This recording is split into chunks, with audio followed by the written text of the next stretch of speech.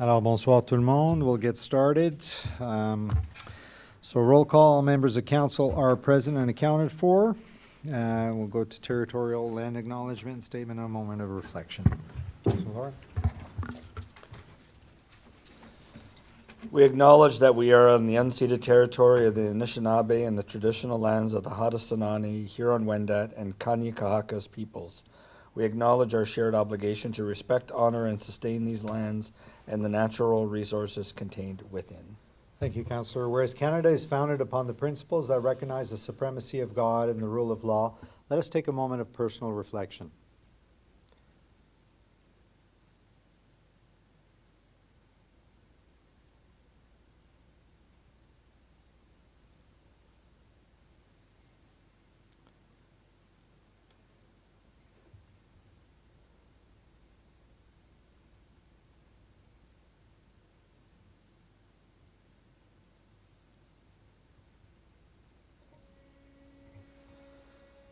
Oh, Canada, our home and native land, true patriot love in all of us command, car ton bras sait porter l'épée, il sait porter la croix. Ton histoire est une épopée des plus brillants exploits. God, keep our land glorious and free. Oh, Canada, we stand on guard for thee. Oh, Canada, we stand on guard for thee.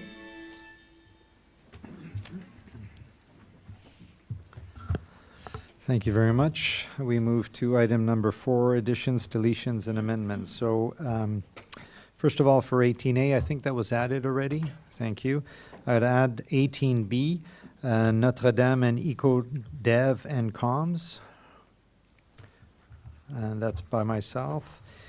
And then I believe there is a change in the, si vous pourriez juste le dire, Madame Camille Laflamme, s'il vous plaît. Oui, Monsieur le Maire.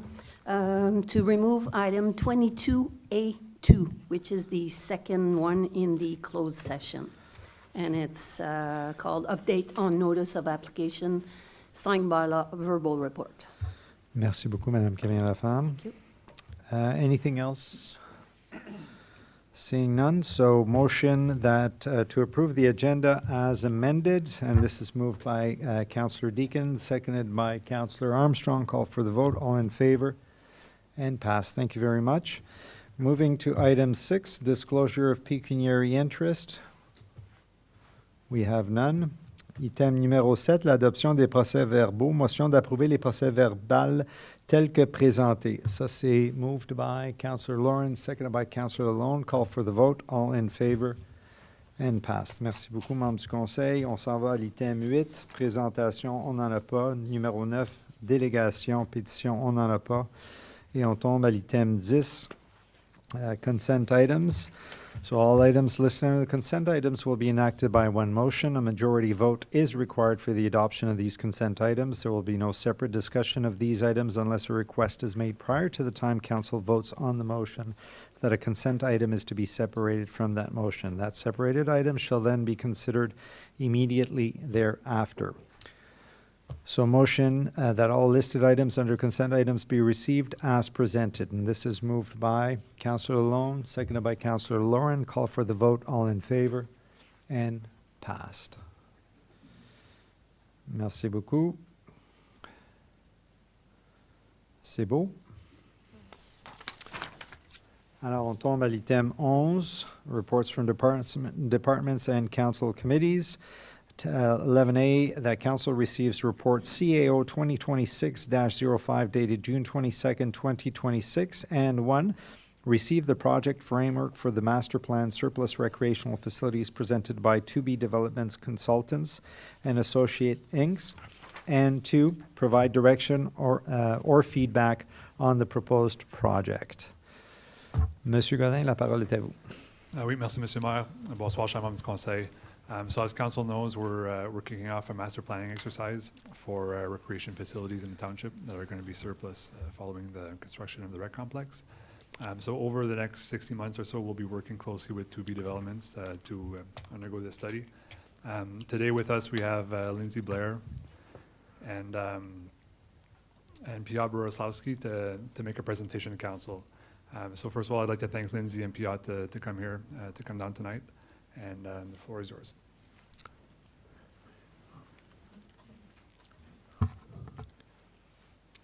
Good evening, welcome. There we go. Good evening.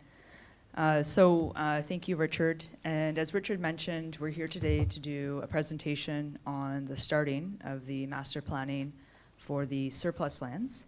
This will be one of a few updates to come over the next several months, as it is a really long engagement that we're going on a journey with Richard. So next slide.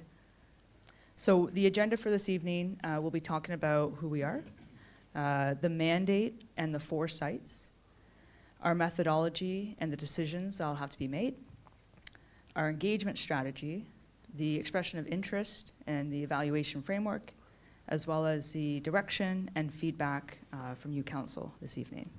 Next slide. So a little bit about us before I pass it over to Piotr for the balance of the presentation.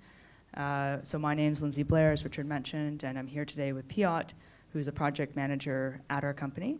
Along with ourselves, we do have a staff group of a team at the office who are also supporting on the work that we're doing within the master planning exercise. 2B is how we like to refer to ourselves. So we provide project management, development consulting, and municipal consulting services across Ontario and Canada. And we're also working on this project with WSP as one of our partners. Next slide. And I'll pass it over to Pia. So the mandate covers 4 assets. There we go. A little bit higher. There we go. The mandate covers 4 assets: the Russell Arena, the Amber Marina and Hall, and the Centennial Pool. 4 very different buildings with 4 different communities of users, but one shared question: what is the right use? What is the future use for each? I want to draw your attention to the statement on the slide because it frames everything that follows. This is not a study that ends up on a shelf. It is a structured decision-making process that ends with council able to act on all 4 assets with confidence and with evidence behind you. The difference matters. A study gives you information. A decision process gives you the information organized around the choices you actually have to make at the moment you have to make them. This is what we've designed today. Next slide, please. Here's the journey, our whole journey in one slide. 6 phases over 18 months. Phase 1, framing and engagement, that runs through the summer to September. Phase 2, the scenario catalog in October and November of this year. Phase 3 is the site-specific expressions of interest from late this year into March. Phase 4 is your shortlisting in the spring. Phase 5 is the detailed financial modeling over the next summer. And then phase 6 is the final report to council in the fall of 2027. Notice the note along the bottom. Divestment, selling or otherwise letting go of an asset, is carried as a baseline comparison for every site the whole way through. We never lose sight of it, and every scenario we bring to you for every building is measured against the simple narrative of not keeping it. And that keeps the analysis honest and keeps your options open. Now let me open up the hood and the methodology and all the points where, as council, hold the decisions. Next slide, please. There are 3 principles that run through every phase. I'll describe each one because there are the commitments we are asking you to hold us to. First is evidence first. Every single scenario we put in front of you has to trace back to either a documented need on a credible market signal, and if it can't, if it's just an idea someone liked, it does not enter the catalog. That discipline protects you from spending 18 months on options that were never real. And the second, this one matters most of your role, council decides. We generate options before we screen them. We do not pre-filter on your behalf. It is not our job to quietly decide that an option isn't worth your time and remove it before you ever see it. Every viable option reaches this table. You do the choosing. We do the analysis that makes the choice clear. And third, election resilience. I don't know if you've heard, but there's a municipal election in November of this year. We've deliberately designed phase 1 to finish before that election so that the engagement and the needs work are complete and on the record regardless of what happens at the ballot box. And the final report is written to serve the next council, not just this one. The process survives the calendar. Next slide, please. And if those are the principles, here's how we show up in practice. 4 decision gates where council holds the keys. Gate 1 is tonight. You confirm this framework and you tell us what to change in it. Gate 2 is next spring, is where you shortlist a maximum of 3 scenarios per site so that the detailed and more expensive modeling is only spent on the options you actually want to weigh in. Gate 3, also by next spring, is where you confirm the evaluation framework, the very yardstick we'll use to measure the finalists, locked in before we apply to it. And Gate 4, and in October 2027, is where you receive the final report and the roadmap. The rule underneath is simple. No gate passes without council direction. We don't slip from one phase to the next on our own authority, and between gates, you are not in the dark. There are bi-weekly check-ins with staff and regular engagement debriefings, so there is no surprises when we arrive at a decision point. Next slide, please. Engagement runs on 4 parallel streams, and they'll all flow into one place. Stream A is council, one-on-one interviews with every member and the mayor in your preferred language in July. I'll come back to those in a moment because we'll need something from you tonight to make them happen. Stream B is staff, interviews with directors and the CAO, plus cross-departmental workshops because the people who operate and maintain these buildings hold knowledge that doesn't live in any report. Stream C is your advisory committees, structured sessions organized by each committee's mandate in August. And then Stream D is the public. A Meet Me booth in our community, 2 open houses and an online survey, and direct sessions spread across July through September. All 4 streams land in one document, the Needs and Engagement Synthesis Report, dated for September 2026. One synthesis, not 4 discontinued summaries. That single report becomes evidence-based from the scenario catalog, and it's completed before the election. Next slide, please. We've built the public engagement specifically for Russell. The bilingual is a design principle and not an afterthought. The Meet Me pop-up booth is on July 9th. A low barrier set up with a priority dot activity so that residents can literally place a dot on what matters most to them, plus of course a paper survey for anyone who prefers it. 2 open houses, one in Russell and one in Embrun, held on a weekday evenings, and that timing is deliberate because 68% of your residents commute out of the township for work. A daytime session would miss most of them. And of course, the online survey that'll run from July 23rd to September 30th. We've kept it under 8 minutes, and we're targeting more than 200 stratified responses, so the results actually represent the community after not just one of the loudest voices. And the faculty group, user groups, arena associations, pool users, hall tenants get dedicated sessions in August and September. The commitment underneath ties it all together. Every material is prepared in both official languages before any engagement begins, never translated after the fact, and a French-speaking resident and an English-speaking resident get the same quality of material at the same moment. For a community like Russell, this is not a nice to have, it's a baseline. Next slide, please. Now the part that tends to raise the most questions, the expression of interest, or EOI. I want to be precise about what it is, and just as precise at what is not. What is it? It's 4 specific site, bilingual, non-binding packages that test real market interests. We put each site on the market and ask, in effect, who would come to the table for this and on what terms. It's a sounding. It tells us whether there's a genuine appetite out there and what shape that appetite takes. What is it not? It is not a procurement. It is a commitment to anyone. It's not a commitment to anyone. and it is absolutely not a referendum on which scenario gets chosen. The results inform refinement. They help us sharpen the scenarios with real-world information, but they do not pick winners. A strong response from the market does not obligate you to do anything, and a quiet response simply tells us something useful about feasibility. And to keep it clean, the EOI is issued and managed by the township through their own procurement channels. We design it, you run it. That separation protects the integrity of the process. Next slide, please. Each site's EOI moves through 4 stages, running roughly from November this year to March of next. Stage 1, we prepare about 4 weeks, drafting the package, assembling the needs and context, quality assurance, and the township's legal review. Stage 2 is finalized about in 2 weeks with your feedback, bilingual formatting, and a final review, so both versions are equally polished. And then stage 3 is the open period, 6 weeks managed by the township, and any clarifications at that window are written simultaneously in bilingual so that every interested party gets the same information at the same time in both languages. No private side conversations. Stage 4 is synthesis, about 3 weeks. We produce an insights memo for each site covering the themes we've heard, how credible the interest is, and what it implies for refining the scenarios. Because we're running 4 sites, the concurrent ones follow a master schedule that we confirm with the township up front so that your staff are never hit with 4 deadlines in the same week. Next slide, please.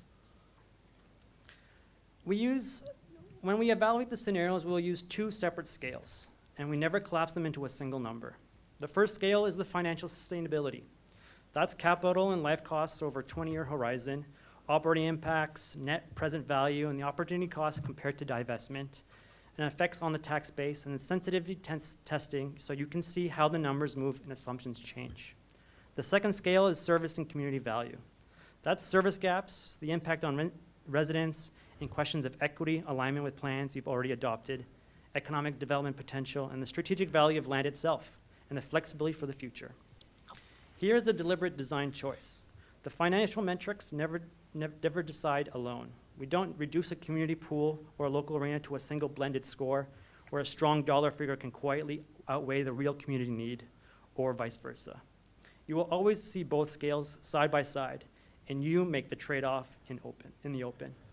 That constraint is built into the structure, so you can confirm exactly how it works at Gate 3. So that's the methodology, evidence-first options, your decisions at 4 gates, and a 2-scale evaluation you control. Next slide. And then before we ask for your direction, here's the whole 18 months all in one line as a recap. Tonight, in June, the framework presentation in Gate 1. This summer through September, interviews, events, and the survey with a synthesis report on September 30th. October this year through March next, the scenario catalog, and then the 4 EOIs. Spring 2027, you're shortlisting at Gate 2 and confirmation of the framework at Gate 3. And from spring to October 2027, detailed modeling leading to the final report at Gate 4. 1 picture, 4 decision points, and at every one of them, you are there. Next slide, please. The roles are clear. Council provides direction and decisions at all 4 gates and sits for interviews this summer.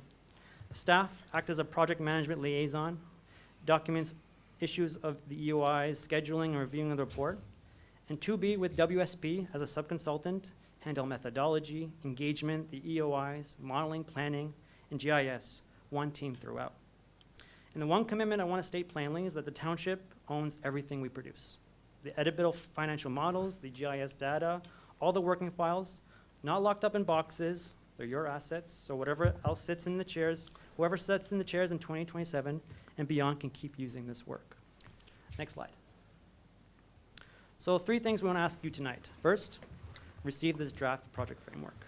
Second, give us any feedback you have on the methodology, the engagement plan, the EOI approach, the evaluation, the timeline, or the roles. Tonight is the moment to shape it. The third is to confirm your availability with one-on-one interviews with the clerk. We'll schedule across July. And here's the important part of your input is handled. Any direction you give us tonight is incorporated before engagement begins. It generally shapes the work. If no suggestions are suggested, the project simply proceeds as presented. So silence is a valid answer, but it means you're comfortable with the road as drawn. But if anything here gives you a pause, this is the best and cheapest moment to do so. So, next slide. So that's our framework. Merci beaucoup pour votre temps et votre attention. Thank you for your time and attention. We'll welcome any questions, and we're happy to go deeper into any phase. Mayor, we'll follow your lead in how you want to run the discussion. Thank you, Piotr. I appreciate it. Good presentation. I've got a few questions, and then we'll open it up to council and to staff as well if there are any questions from that end. I had a quick question. In terms of, there are 4 sites, 3 scenarios per site. We're looking at modeling about 12 different scenarios, essentially. I just wanted to confirm that this is fully supported through the contract that we signed, right? Okay, great. In terms of engagement, when we get to the synthesis part, my concern there, and it might already be addressed, my concern there is to understand the difference in the voices of, whether it's user groups versus individuals versus the loudest individual, and just to have an understanding of how that comes in. I think that's important. So, in other words, distinguishing the difference between broad community support for something versus, a small organized group. I think that's really important. And we spent some time developing a community and economic strategic plan. I'm not sure if you've had a chance to review that. And so I just wanted to make sure that we're tying into that strategic plan as part of this process. I think there's a lot of great things in that strategic plan, and I would like to see that reflected in this process as well. And then the one aspect, and maybe this is more for Monsieur Dagenet, I notice obviously with the timeline, there's a gap between our expected closure of some of the facilities and eventual, transformation of those facilities or divestment from those facilities. In our process, do we plan, or in evaluating those scenarios, do we look at the amount of time in that transformation, so in the financial piece of that, to make sure that that's accounted for? I think that's important. If a facility sits empty, and I know that in terms of our AMP plan, we've addressed that already this year, but just, what kind of impact does it have on asset management? What kind of impact it has on, on the scenarios themselves? I think that's really important. I'll leave it to council now. Councillor Armstrong. Yeah, I just have one, and we can look at slide number 9. That's it.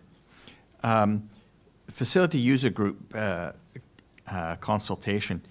What I'm worried about is creating competition between whatever comes out of the design for the existing facilities and the new rec complex. And I'm afraid that many of the user groups may be attached or whatever to the existing facilities and try to keep the existing facilities open as they are. And that's a huge risk for us, because the money that goes into that, we're going to discuss that later on this evening, goes into the new rec complex. That's right. And we can't afford both as such. Okay? That's what I'm worried about, and I just want to make sure that we don't go down that road. Yeah, and I think it's fair to say that on the final list of scenarios that are accepted, we'll have a chance to review those to ensure that we're not duplicating efforts. Councillor Laurie? Well, that was one of my points. I got 2 points. First, that was one of them. Is that you're running on the assumption from the beginning that the 2 arenas would not be operated by the municipality as arenas, as part of the scenarios. Because I wouldn't want to see that as one of the 3 options brought back, that we keep one or both of those facilities open as municipally owned and operated facilities. So I'm assuming that's I think- council's understanding of the Yeah. process. And I believe that that was mentioned as the get-go. We're measuring everything against divestment.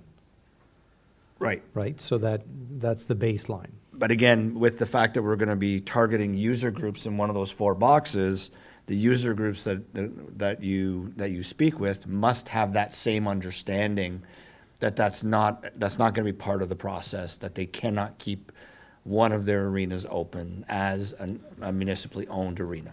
Yeah. Okay. That's first thing. Second one is, and it's on, I think it's just page 3, where the 4 sites, 1 decision process, where the pictures are there. And I just want to make sure we're talking the same thing here, because we talk about the Camille Pichet Hall. But are we talking about just the hall, or are we talking about the whole facility? Are we talking about the entire property that it sits on?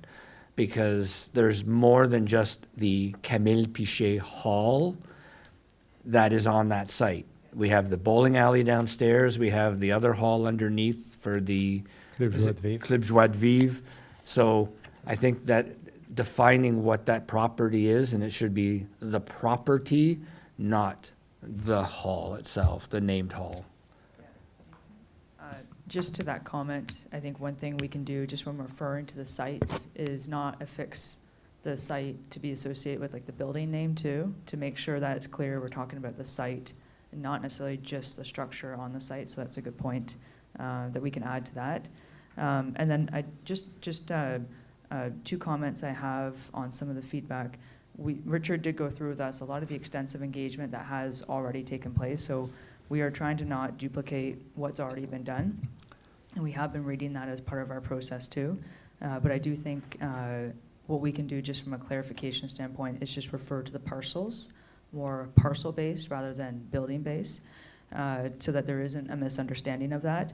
And then the other really good point to raise is just ensuring that when speaking with the public and or groups, making sure that that association of what is the municipality's role if something does happen here or not, and that there isn't an automatic reliance that can take place with the municipality for what may transpire on the property. So I think that will go into part of our information that we'll hand out as well, to say these are things of how to think about the sites, and assuming that the municipality is going to be there to operate these sites is not an assumption you can make as part of that feedback. So. Thank you. And, Councilor Lar, follow yeah, up? well, and under the same lines that I was talking about for the Camille Pichet Hall, it also is in effect for the Russell Arena, because the Russell Arena is part of the Dr. Kennard Community Center, and that has the hall upstairs as well. So just making sure that we're talking about the same complete facilities when we're talking about each parcel. Yeah, absolutely. We have seen before where like we're building a gym and a library, and there's competing departments on making sure things, so when there's multiple things in buildings too, we'll definitely take that feedback and just kind of rework things a little bit. Great, thank you. Councilor Deakin? This is such a big conversation coming our way. It's really exciting. To build on what Councillors Lorrain and Armstrong mentioned earlier, back to that Built for Russell bilingual design slide, not sure which number it was. Facility user groups, I think I would like to see the language shifted slightly there to refer to associations and community groups, which would therefore include facility user groups, including those who have access to facilities and are regular league operators in our community, as well as those who are user groups who would like to have more access to facilities in the community. So I think if we were to refer to associations and community groups more broadly, that would encompass both of those groups and give a broader, more realistic picture. If I can just interrupt, so just confirming understanding is that there are some user groups right now that don't have as much access to those facilities, to make sure that we are going out to them, reaching out to them. And there's a list on our website. I think there's over 100. Actually, it was mentioned in the your presentation as well. Over 100 associations. Very proud of that. For the public engagement aspect, I would like to see as much engagement as possible, and to the point earlier around concern around certain voices, certain organized groups coming above all others. I think one of the ways that we mitigate that is by making sure that we have as much engagement as possible. I'm not quite familiar with the length that administration goes to in terms of marketing public engagement, but I think that this is one area that I might say would be worthwhile to have investment in paid marketing for publication and ensuring that we're getting as much input as possible. I was wondering about, for the scenarios, is it likely that we are to get 12, and I'm not going to frame this question, but I think exactly right, but I think you can kind of see where I'm going. Is it 3 single proponent scenarios per site, or is it likely that, to Piat's comment earlier around appetite, are there going to be a mix of ingredients in some of these scenarios that we're likely to see? Is that a possibility? Exactly. So like I said, it's a sounding board. So we will present we'll present 3 for each, and then we'll listen. And so we could get a lot more than just 1 or 3 interests in each package. We could get more. So we'll take that into as a feedback into the next phase. Wonderful. And just to add on that too, I mean, what we want to make sure is that nonprofits have a say, private sector organizations have a say, that we're really trying to reach everyone, recognizing there's benefits that each and attributes they bring, and also in a way to encourage collaboration. A proponent may be a mixture of both private sector, nonprofit, et cetera. So that's what we'll try to encourage as much response in the EOIs and the framework for them too. Excellent. If I may, I have a couple of Please, more go ahead. questions. Township has done so much work and put together so many different reports and plans in these last few years, and I feel like we have a very solid foundation to go on from a township perspective. I'd like to understand how the township is involved, not as a, certainly as a client of yours, I'll put it that way, but also as a potential proponent for some of these scenarios. And so I'd like to understand from your perspective how the township comes into the EOI process or stays separate from it, yet the needs of the township as a service provider, as a local government, comes into play in that process. So I think part of our engagement that we'll have with staff this summer will lend a light to what that might be in terms of what the interest from the township could be. And then as well, an understanding of, there's always a balance of managing what the town's able to do versus what it wants to do. And that normally comes down to the other debt that the town's carrying and things like that. So we have a really good understanding of that framework and what the township kind of has to balance out that. But I do think over the months of the engagement for this first phase, that will give us really good insight as to what might the township's desire be. Divesting of an asset is divesting of an asset, and I don't think it's something that you want to do too quick. And it may be that there's better options of keeping the asset and looking at different lease options and things like that, so that you still maintain it. So there's definitely those lenses we have to put on it, because letting go of an asset is not something that you just want to do quickly. And if there is still value and other options to the municipality to keep those assets while not running a deficit, right, on those assets, that's the balance we have to try to understand what's possible.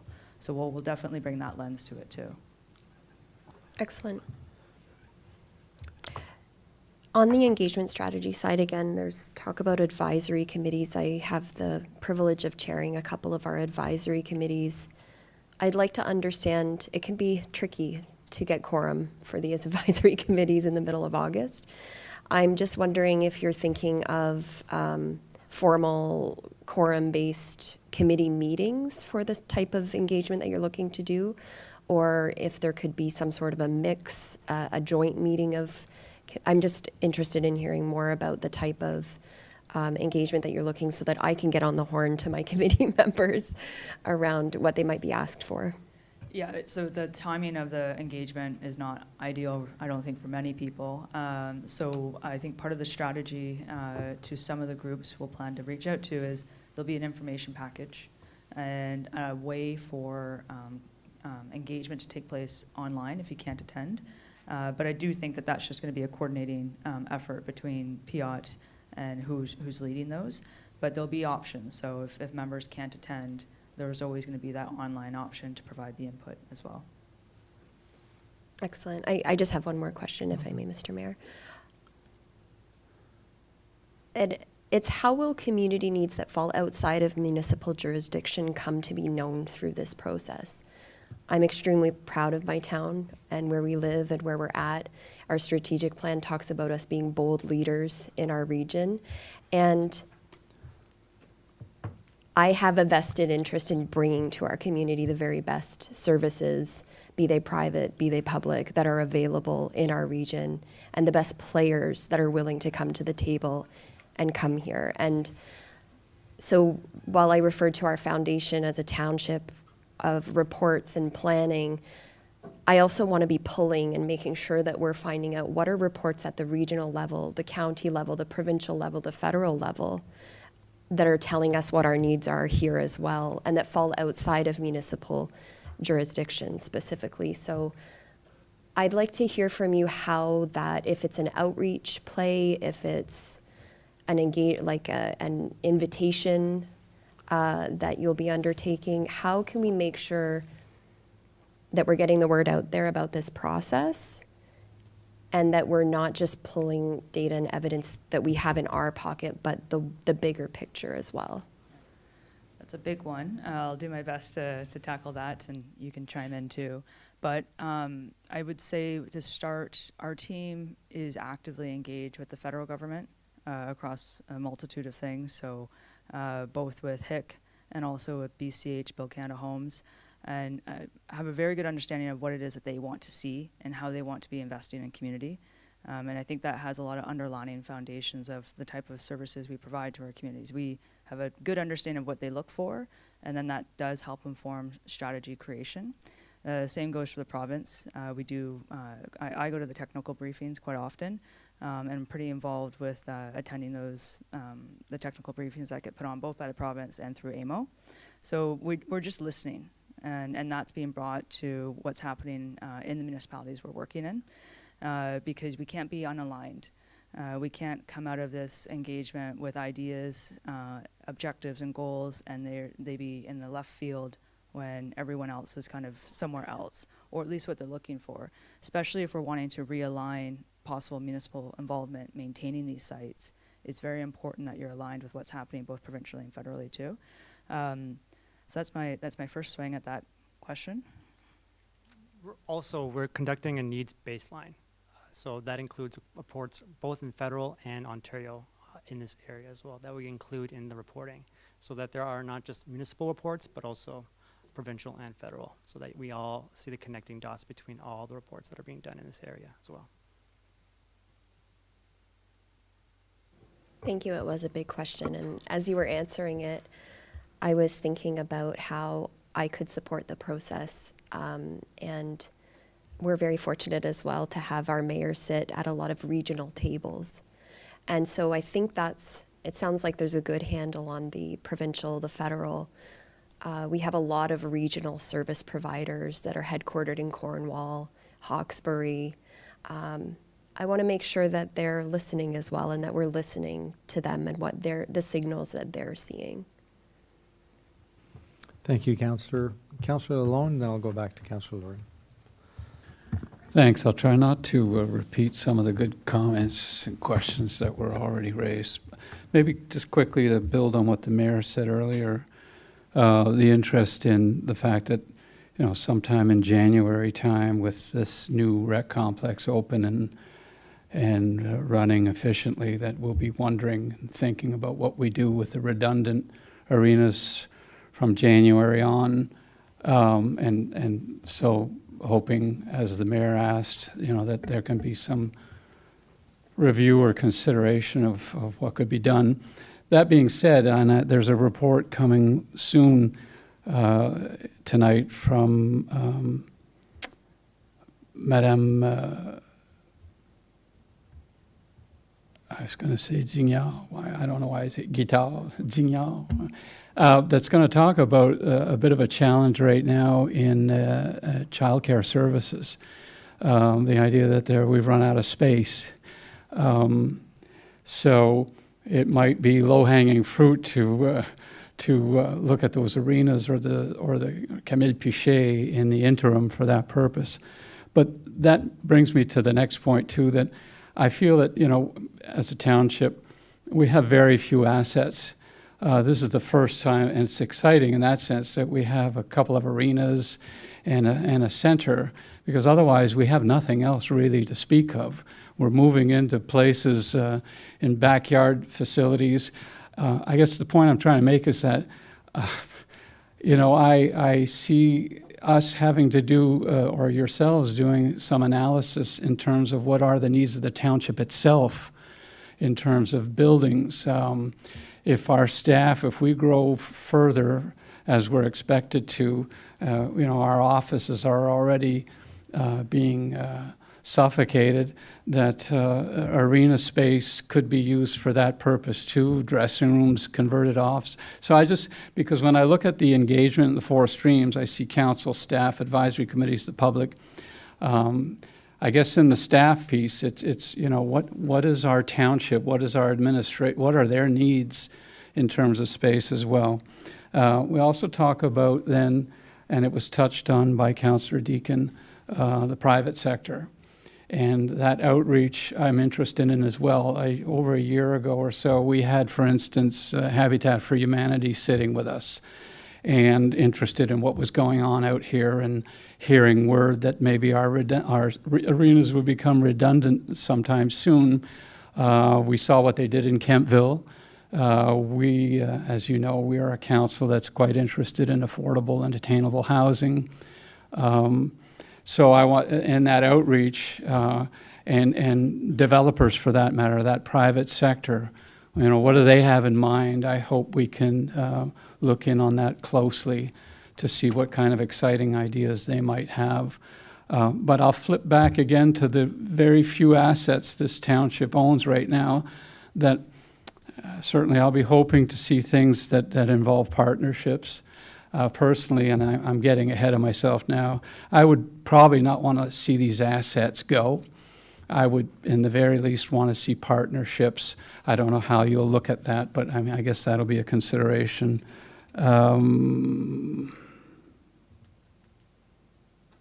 That's it for me. Thank you very much. Thank you, Councillor. Councillor Lauren? Yeah, so you're the experts in the consulting world here for this, and I'm sure you've done lots of community engagements over the years. I know that historically when we've done outreach to the public, July and August have not historically been a good time to do that. So I'm just concerned that you're not going to get the feedback or the participation that you're expecting or that we would expect during the time that you've set forth to have those consultations and public meetings and discussions with groups. And I don't know if there's a possibility or a probability of shifting that more towards September. And I know it changes the timelines a bit, but I think getting the right participation and people at the table versus going out, doing it, and getting a minimal engagement skews the numbers and skews the information. So I have a concern there. So I think from a survey perspective, you're looking at a representative amount of 200, so regardless of how that comes in. But I think for the face-to-face, I don't know if there is ways to shift one of them. I know one is going to be during the Meet Me, but also to make sure that it's open, because I think you said one in each of the bigger villages. But thinking about what Councillor Lawrence said, I think has some value as well. Yeah, I know in the work we've done, it always comes down to adequate consultation. And what we see when that's not done right or adequately done, that's when municipalities get in trouble. So that's something we're very cognizant aware of. So we'll do our plan consultation, but ultimately, if it's not adequate enough, that's where we'll speak to Richard and go, we should figure out how we can do a secondary set to make sure, because it is the responsibility to make sure that the community does provide the feedback, that they feel like they've been adequately consulted before we're moving too far forward. I do think that there's a space in our work in the fall where we can still start into it, as Piot said, go into gate 2, but have something concurrently happening, and not getting too narrow into it as well. So, but I think that we'll just kind of have to go with the tide on how it unfolds. If it unfolds and it is strong, I think Richard and staff will be really good voices to tell us if they think it's strong based off their experience. And if it's not, we'll have to make an adjustment and definitely do a second round of it. But like community consultation has to be adequately done. So we'll see how adequate it becomes and then adjust accordingly. Thank you very much. Any other questions or comments, members of council? So I think we have received the project and we have provided some feedback. Any additional questions from your end? You're good? No real questions. I would say just to the point that Councillor Lalonde made, like on what we view from more smaller municipalities that we work with, like again, the divestment of assets is not a small decision. And it's harder to get them back. And getting rid of them, you want to make sure that's a controlled process too, and that you do get the results. So that's always the lens that I'm pretty grounded on when we're looking at municipal assets. So I just wanted to make a comment to that, but I'll let Piot say anything else. Your staff have done a tremendous amount of work with the reports, and you have a fresh master plan that has just been published. So we are just building, these are building blocks on top of the reports that I've already been doing. So there will be no duplication of the questions that have already been asked beforehand for other reports, so that we'll continue to build upon it. This is nothing, we're not starting from scratch, we're not going to reinvent the wheel. This is just another process on top of all of the reports that your staff have made already. Perfect. And if I may ask staff, in terms of this process, any questions or concerns on your end? Merci, Monsieur Maire. No questions regarding the process. I've had this bill a few weeks ago, and we've had some good discussions on it. We've worked together, so we're all on board, and very excited to go through the process. Excellent, merci beaucoup. Est-ce qu'on va avoir un plan de communication avec la communauté pour leur décrire le projet comme in big picture, just so that residents are aware? Because I'm sure all members of council have been approached by different groups and saying what's happening, when could we have our say, and so on. Just to kind of give them a bit of a horizon on this process. Oui, définitivement. Donc, on voulait avoir cette rencontre-ci. We wanted to present the project to council, to have council's feedback, so that if there's adjustments to be made, we can adjust. But we'll definitely be keeping the population up to speed as far as what's going on, the different engagement opportunities, and full view of the project. Okay, great. Thank you very much. Any final thoughts, members of council? No? Lindsay and Piotr, thank you very much. Or dziękuję bardzo. I don't know if that's, yeah, that makes sense. There you go. That's Polish for thank you very much. Thank you so much. Looking forward to working with you through this process. Appreciate it. You want to teach me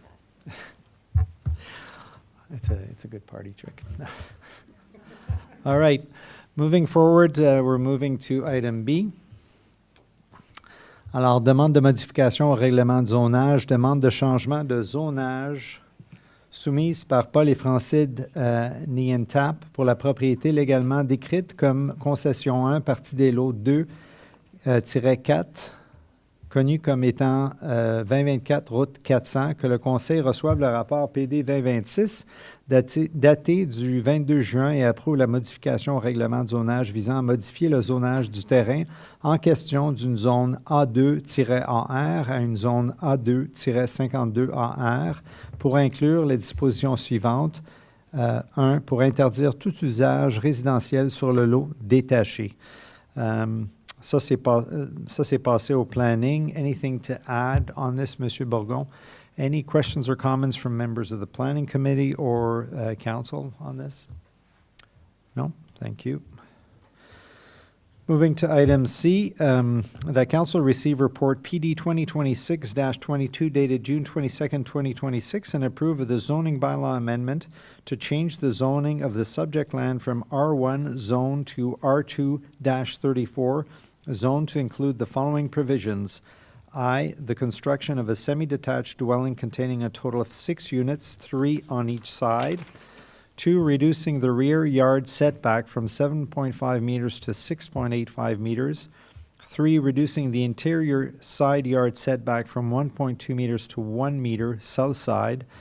4, reducing the frontage width from 10 to 9.9 meters.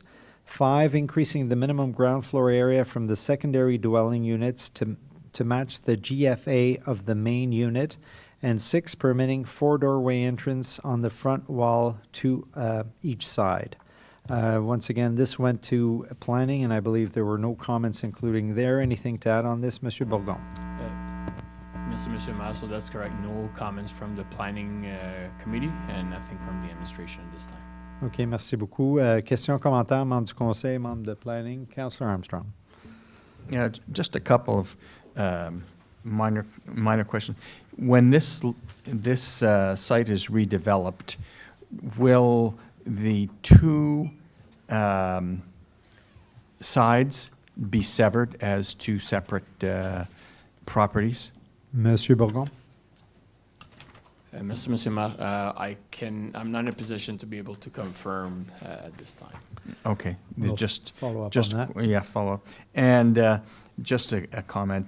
I have to get used to the idea of somebody saying semi-detached means 6 units. Fair enough, Councillor. Alors, on tombe à... Oh. Oui, Monsieur Bourgon. To add to Councillor Armstrong's comment, if they are to split the building into separate ownership, it will come to council as part law control bylaw. Okay, does that answer your question fully, Councillor Armstrong? Yeah, that means we'll see it again. That's what I want to know. Okay, yeah. Okay, thank you so much.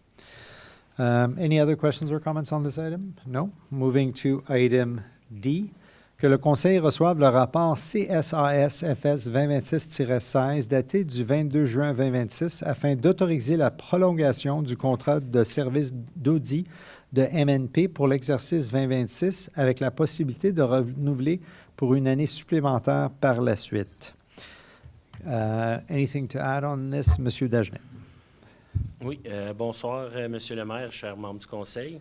Ce rapport vise à obtenir votre approbation pour prolonger le contrat de service d'audit avec la firme MNP pour la vérification de l'année financière 2026 et une option de renouvellement pour l'année financière 2027. Au cours des 3 dernières années, nous avons reçu un excellent service de leur part. Ils ont une bonne compréhension de nos opérations. De plus, considérant que la municipalité devra entreprendre dès 2027 un processus de sélection d'un nouveau système IRP financier, soit notre logiciel qui permet de gérer toutes les fonctions financières de notre organisation, en vue d'une implantation en 2028, le maintien d'une continuité avec notre auditeur représente un avantage important pour assurer un accompagnement adéquat durant cette transaction. Merci beaucoup, M. Dagenet. Questions, commentaires, membres du Conseil? Merci.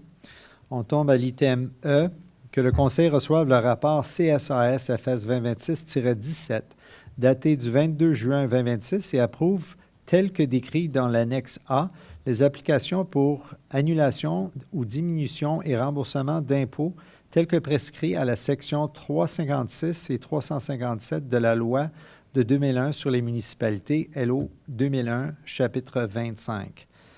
Monsieur Dagenet, rien à rajouter? Ça, c'est une procédure comme pas mal standard, and looking for tax relief with appropriate rationale behind that. Questions or comments, members of council, on this? Thank you. Moving to item F. The council receives report CSAS-FS 2026-18 dated June 22nd, 2026 and approve, 1, the proposed bylaw to amend Schedule Schedule A9, Parks and Recreation fees under the User Fees and Charges Bylaw 2025-130 to include banner rental fees for the ball diamonds and the outdoor municipal facilities. And 2, that council authorize administration to add a new user fee related to advertising and sponsorship opportunities, generating annual revenues of $3,000 or less to the User Fees and Charges Bylaw without requiring a separate report to council, with such additions to be presented annually to council during the budget process. Anything to add, Monsieur Dagenet? No? Pretty self-explanatory. Is there anything on your end, Madame Guittard? No? Okay. Questions, commentaires, membres du Conseil? Seeing, hearing none, we move to item G. Que le Conseil reçoive le rapport PIC 2026-10A, daté du 22 juin 2026, et conformément aux recommandations de ce rapport, approuve la proposition d'un nouveau règlement sur les services vitaux en deuxième, troisième et dernière lecture. Quelque chose à rajouter, Madame Bourdeau, avant qu'on tombe en discussion? Non, juste pour indiquer que les items qui ont été changés sont soulignés en jaune, donc dans le rapport, puis dans le règlement. Merci beaucoup. En passant, merci pour adresser les questions qui avaient été posées. I acknowledge that the revised version is clearer and improved. I still have some challenges with that, but I'll leave it open to members of council for questions or comments. Councillor Armstrong? I have many, so I'll let others have their turn. They may also ask similar questions. The first thing that comes to mind is 11 complaints, and we had a total of, 1,130 some residential facilities that we actually, rental facilities that we actually have looked at. The question comes, how efficient is the provincial process in comparison to what we expect this will be for 11 complaints? In other words, if the provincial process is working relatively effectively, I'm not sure we should touch it. Okay, that's as a comment, thank you. Did you expect a response from Madame Bourdeau on this? Well, I was hoping to know how effective the provincial process is in comparison to how we expect this to be. Madame Bourdeau, are you able to answer that? Well, to the best of my knowledge, the provincial involvement takes months, as our involvement would be almost immediately. Like, we could follow up immediately with notices and requests to repair or to reinstate services. And then from there, following the process, of course, issue notices, and if they're not complied with, then we can procure the vital services that are. So I would think that it would be a matter of days and not months, maybe weeks, but not months. So improved level of service or support for those residents. Yes. As mentioned before, we've had an instance where landlord did not pay for their gas bill, and the tenants were complaining to us, but our hands were Unable, tied. yeah. So, and the provincial process was long, so. Thank you. Councillor Armstrong, follow up? Yeah, one of the other things in the bylaw is, why do we have unique definitions for the term landlord and the term tenant, where those are already defined in the Residential Tenancies Act? Why don't we use the same definition, seeing as the authority for the Vital Services bylaw is grounded in the Residential Tenancies Act? Madame Bourdeau? I don't have an answer. I didn't look at the definition in the Tenancies Act. Sometimes we'll take the definitions in our previous bylaws that we've written to try and keep it Consistent. consistent. Sometimes it's in the zoning bylaw also, depending on the case.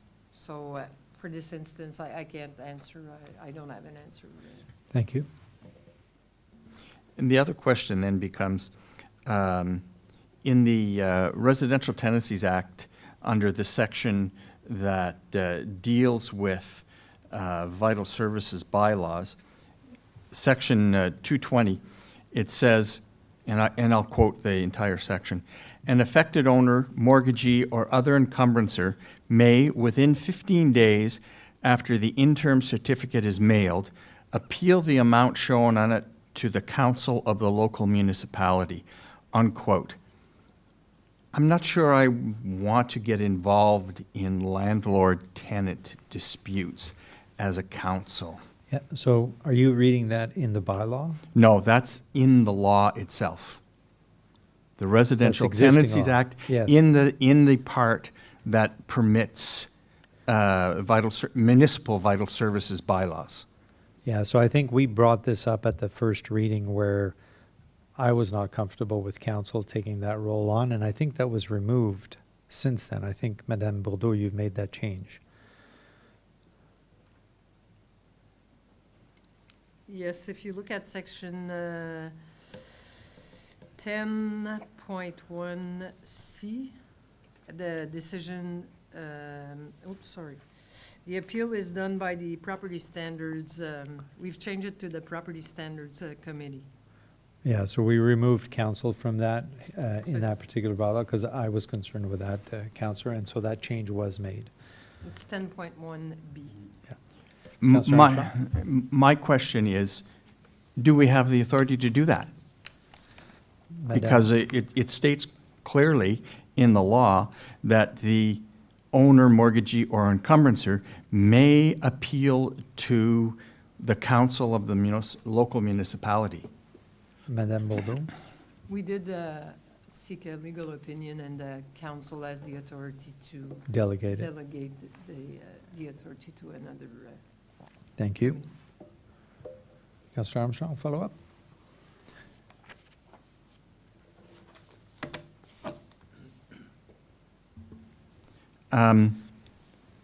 Does this also involve sublets when a residence is one tenant sublets to another, and the sublet agreement is the one in dispute? In other words, does Like that one- apply to both? Because the other original tenant doesn't seem to fall in the definition of landlord. Madame Bourdeau? It applies to anyone who pays rent. Like, we don't get into the agreements between the landlord and tenants per se. Like, if he decides to sublet to someone else, then that becomes a tenant. That's right, so the landlord is still the landlord. Yes. The question is, if the original tenant was required to pay for the vital service, say electricity, and for whatever reason, there is a sublet, and the original tenant does not pay the electricity, is there an agreement? We'd have to find out if there was an actual agreement between tenant and sublet to go after that, but is there the original tenant isn't a landlord? I'm not sure if you understand, Madame Bourdeau, ce qui essaie de dire. là, If mais- there is an agreement, it's up to the landlord to show us that agreement stating that this person Is does not- responsible for is paying. responsible for their services. So the subtenant's out of luck, in other words. That's correct. Well, and we have no recourse technically if that person is subletting. I mean, whatever recourse the landlord has on the original tenant, if they're paying for that vital service. So last month's rent or whatever that may be. Anything else, Councillor? Just the other one was the coming into force. It coming into force when the bylaw is passed. May I suggest we spend a little bit of delay so that all of the normal suppliers of vital services can be informed that there is a bylaw in place, because they're expected to tell us on their own accord if they intend to cut off a service. Madame Bordeaux? I think that's a fair comment. But is there any way that we have access to all the utilities to be able to do that? Or do we just process them as the instances come up? We can inform the ones that we're aware of, but if it's, example, gas, there's numerous companies Yeah. supplying propane, for example. So either way, we probably won't cover everybody. Yeah, and I think given, Councillor Armstrong, given that we have 11 instances, it's not something that will happen. I mean, there is a mathematical possibility that there may be one quickly, but, chances are it's not an urgent thing, but. Anything else, Councillor, on that? Thank you. Any questions or comments from other members of council on this? Councillor Deakin. My one question on this one, again, was related to the authority of the Property Standards Committee. And so I think I'm prepared to be in favor of this tonight for a second reading, but I would like to understand and be assured that staff has looked at various approaches to that question and determined that the Property Standards Committee would be the most appropriate to handle appeals and to be delegated that authority. I consider that quite a serious charge to place on a committee that does have members of the community, unelected members of the community, and so I want to be sure that all options for the appeal responsibility were looked at and that this one was the best one determined. If I may have that information for the next time we look at this. Yeah, perhaps there is that answer already. Madame Bordeaux, is this something you have information on already? From all the committees that review some of our orders, or I think it's the most appropriate because they are a quasi-judicial committee, and they do already are involved with numerous people in the community, be it for the caring of properties. So we already, they already understand their role as a property standards committee. So they know that they will encounter situations where it's a dispute of the how the property is kept, and they know that they will have to review these orders. So to me, it was the most appropriate committee to use. The other thing is we haven't had a lot of these cases, and the appeals are for the amount charged to the landlord, and it's not in reference to the dispute between the landlord and tenant. It's really the amount that will be charged to the landlord if they would not do the work. So it's not a role that they would be in between two parties. So I think it's the most appropriate committee, unless we would want a totally different committee, which I doubt is necessary for the amount of issues we have with those. Follow-up, Councillor? Thanks, that satisfies my concern that I had there. I'd like to just take a moment and speak in favor of this vital services bylaw and the spirit of it. Being in the community, there are a lot of folks, I think, who don't understand the scope of the work that the Public Safety and Emergency Services Department does, and this department does excellent work. vital services. It's right in the name of the bylaw itself. This is an essential service for vulnerable tenants in our community. And so I would be very pleased to see the department once again expand the very meaningful work that it's able to do in support of some of the most vulnerable people in our community. Thank you, Councillor. Any other questions? Councillor Lalonde. Yeah, I just want to support what Councillor Deacon said. We're talking about people that could get caught in the crossfire here that are marginalized or low income, or landlords who are less responsible than they should be. I'd just like to caution maybe that, we talk about having received 11 formal complaints so far. We've been developing apartment buildings now at a rapid rate, especially the last year or so. Not that I suggest that, that we should expect more, but we have many more apartment buildings now under development than we've seen in years. So again, points to the value in maybe having this in place now ahead of time, so that we get some experience in dealing with it before we start to see the numbers rise. Hopefully not, but we have a lot of apartment building development taking place of the likes we haven't seen in a few decades. So I see the appropriateness of doing this. Yeah. Thank you, Councillor. Any other comments on this? Councillor Armstrong? Who are the council members that sit on the Property Standards Committee? Madame Bordeaux? I don't think there's any, no. Is there anybody from the staff on that committee? Madame Bordeaux? Yes, there's one member of staff, which is myself or a designate, and the secretary is staff also. As a voting member? No, we don't vote. It's the same for the fence viewing.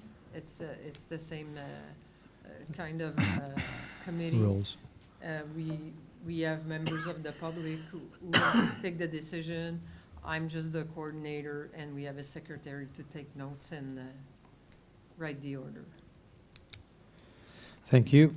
I just have a couple of follow-up questions. Just from my understanding of it, so vital services bylaw, so in a situation where the tenant is responsible for, say, paying for electricity and they're not paying it, and the landlord is concerned that their property is getting damaged, does the landlord have access to this support? No. No. And second follow-up question, in terms of, this is a new service essentially. We're adding a service to the services that the municipality offers, and in this case, it's a service that somewhat overlaps with existing provincial services. What is and I know that this should be a cost recovery service, so we're not adding new staff. We're not going to be required to take on additional costs because of this. The only additional cost that we might see is if we end up in provincial court for some matter that we would want a court order on. Otherwise, we're just applying AMPS. We can apply AMPS, or we can get the work done, but the work that's being done is added to the taxes. Okay.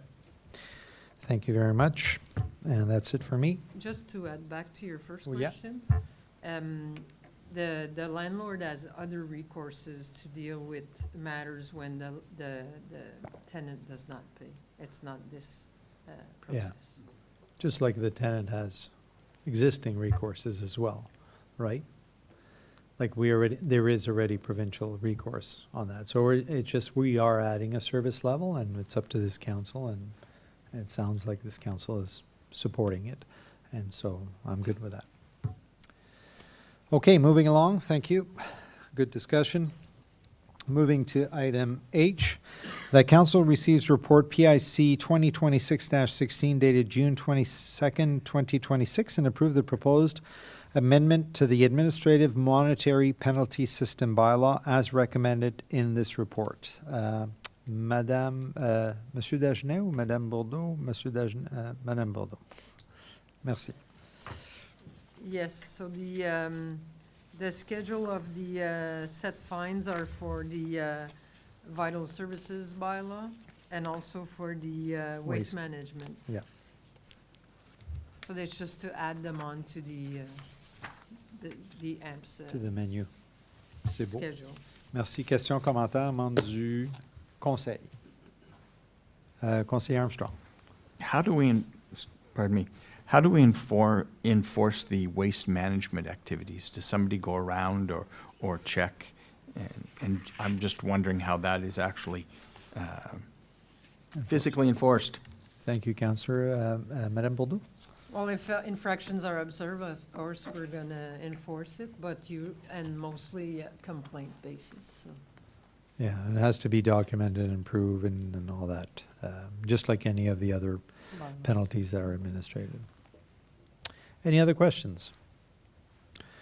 Thank you very much. Moving to item I.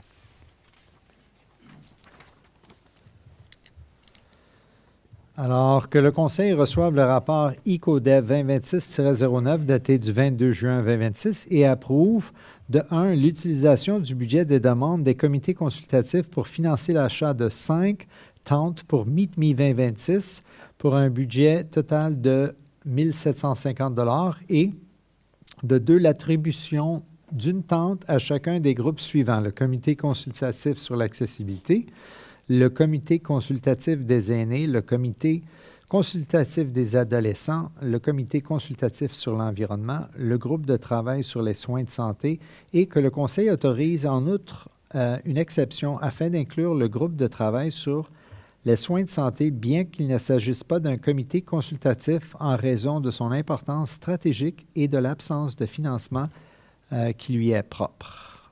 Monsieur Dagenet, quelque chose à rajouter? Puis quand on parle de tente, c'est pas vraiment une tente, mais c'est un abri, right?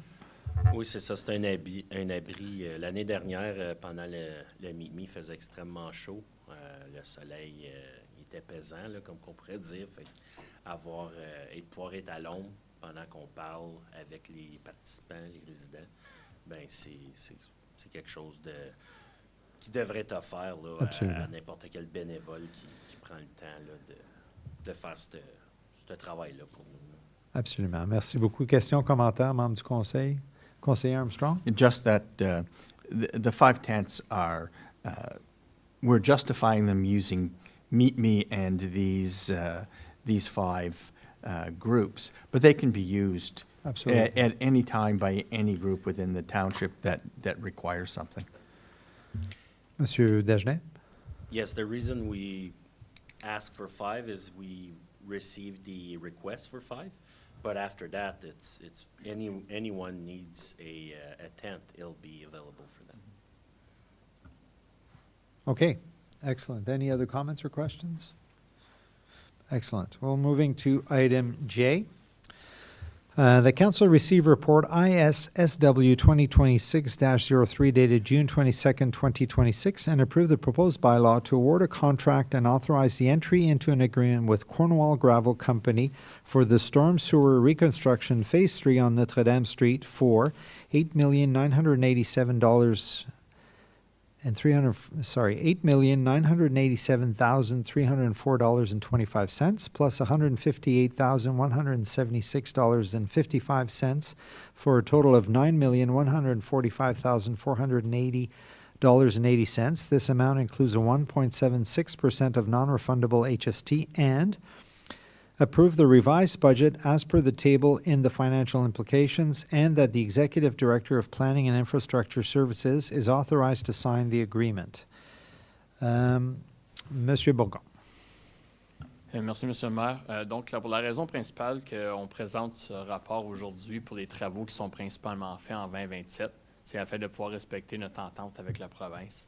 So, in order to receive the funding from the province, all contract or the majority of the contracts need to be awarded before September 2026. So the work that's gonna fall under this contract, it's all gonna take place next year, except for a water main that will be installed on a vacant property that we own from the water reservoir to Notre Dame. So we'll be able to proceed with that work today, as it was already planned under the current budget.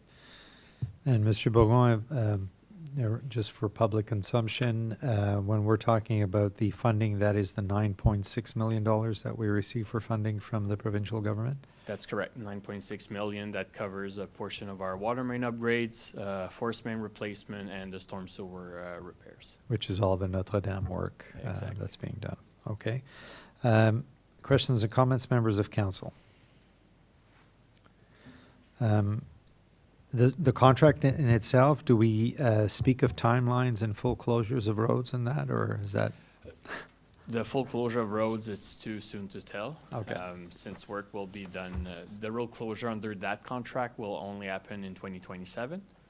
So we still need to award the contract, have those discussions with the contractor before establishing when and if there's any road closure. Merci beaucoup, Monsieur Bourgon. Any other comments? No? All right, we're moving to item K. That council receive report PR 2026-11 dated June 22nd, 2026, and approve 1, awarding the play structure contract within Phase 2 of the Russell Station Trail Edie Park projects to Open Space Solution, and to authorize entering into an agreement for the construction work at a cost of $99,925, and 2, award the splash pad contract within Phase 2 of the Russell Station Trail Edie Park project to Playground Planners, and to authorize entering into an agreement for the construction work at a cost of $304,215, and that the mayor and clerk are authorized to sign the agreement. Madame Guittard. Thank you, Mr. Mayor, members of council. Well, this is the last leg of Edie Park. So the plan is to complete that park this year. So those were the 2 last components of that big project. So we would like to award that as of tomorrow morning so that we can see this happening before the year end this year. Alors, au niveau de timeline là-dessus, ça serait, une fois qu'on signe le contrat, on parle de quand pour commencer le travail, puis quand On aimerait commencer, disons, la semaine prochaine, c'est toute la section là, des terrains de tennis, pickleball, etc., qui commence. Donc, je vous dirais, nous, on avait présumé peut-être début septembre. Là. On va essayer de travailler latéral avec le contracteur Burcon, qui avait eu l'autre section de la phase 2. OK, merci. Puis avec l'idée de compléter le tout avant l'hiver. Avant l'hiver, absolument. Pour que le splash pad vienne en fonction à partir de l'année prochaine, c'est ça? On ne sait jamais. Peut-être que ça va être en fonction si on a un super bel automne chaud. On ne sait jamais. Peut-être que ça sera en opération avant, mais à ce moment-ci, on ne promet pas les opérations pour cette année. D'accord. Questions, commentaires, membres du conseil? Councillor Deacon? 2 questions from the report, and just for my information more than anything. Under the playground table, it says all bid amounts reflect the removal of the provisional item from the total pricing. What does that mean? Madame Guittard? Like, Thank is that you, Mr. Mayor. what is the provisional item? I didn't understand. Madame Members of Guittard? council. A provisional item was the rubber surface that we had added in the tender. But since we were not able to secure any funding for the rubber surface, this was taken out from the tender. So we had to mention that in the tender so that everybody bids on the same items. So this one has been taken out because it's over $80,000, and we did not have the funds for that, unfortunately. Thank you. Can I ask what sort of material will be used under the structure? Madame Guittard? It's going to be the mulch, which is considered Standard. accessible too. It's not maybe as accessible as the rubber surface, but it's something at this point that we can afford. Thank you. Thank you. And if I can, another section of the report refers to the total revised cost for Phase 2 of the capital project is 1.3 and change. What was the Can you remind me of what the original cost of Phase 2 was Madame Guital? before the changes? Thank you, Mr. Mayor, members of council. If I remember correctly, it was around 700,000 when we went to budget, and then it came back to 800,000. So this is why tonight we have to ask council to approve those two separate components, because we're going to be taking the funds from the cash in lieu and the reserve. Thank you. Any other questions or comments on this item? Councillor Lalonde. Thanks. I know the neighborhood is very excited about what's going to happen. Is there any consideration of the, we were talking earlier about tents being purchased because of the heat and the sun, and the fact that trees going in there will be unable to provide any shade for 7, 8, 9 years, that we have any design for shelter cover there to protect against the sun? Madame Guital. Thank you, Mr. Mayor, members of council. Yeah, so this is something that we'll be working in our planning for next year for the parks, all of our parks, to see what we could provide as shelter. I'm sure you've seen what they've done in Stiver Park. So this is something that we will probably be looking into a lot of our new parks, definitely, so that, like you said, we can't wait for the trees to grow and create some shade. It takes too long. And this is a more affordable also than gazebos, and they're very they're very efficient for sunshade. So, Thank you. Councillor Deakin? I was at Stiver Park last week, and unfortunately, the shade structure there wasn't there any longer. My understanding was that there had been some vandalism. And okay, I thought, I know there was vandalism last year, but I thought it had been replaced. Okay. I'm raising that because I wonder about what innovative design is available that minimizes the likelihood of that, is as affordable as possible. Also, if this is a temporary need, if there are designs that are mobile, semi-mobile, I'm just curious. They're always coming up with new things. Madame Guital?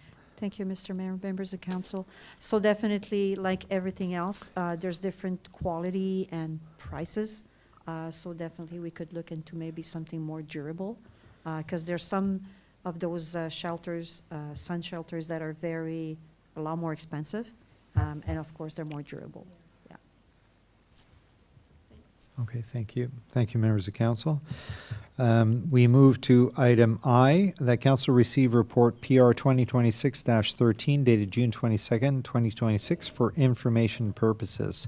This was a great report providing council with a good idea of where we have been and where we're going. So kudos to the staff for putting it together, but also demonstrating that we have been responsive as the growth of the community is happening in terms of childcare. Obviously, the need is there and it's still urgent, but it's good to see that we're moving forward with plans to further develop and to try to meet those needs. Anything to add, Madame Guital? Thank you, Mr. Mayor, members of council. Like you said, it's been, there's a lot of numbers, a lot of percentage, and there's a lot of growth. And we wanted to show council that, yes, we've been moving along with the daycare services, and needless to say that it's because of the cooperation and the very hard work of the whole daycare staff. And we're looking forward for expansion again.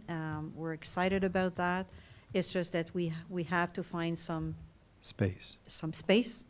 And like I mentioned in my report, we will have a viability study that will be done towards maybe somewhere around the fall to see where we're going with all the daycare services. But definitely, we are aiming for expansion.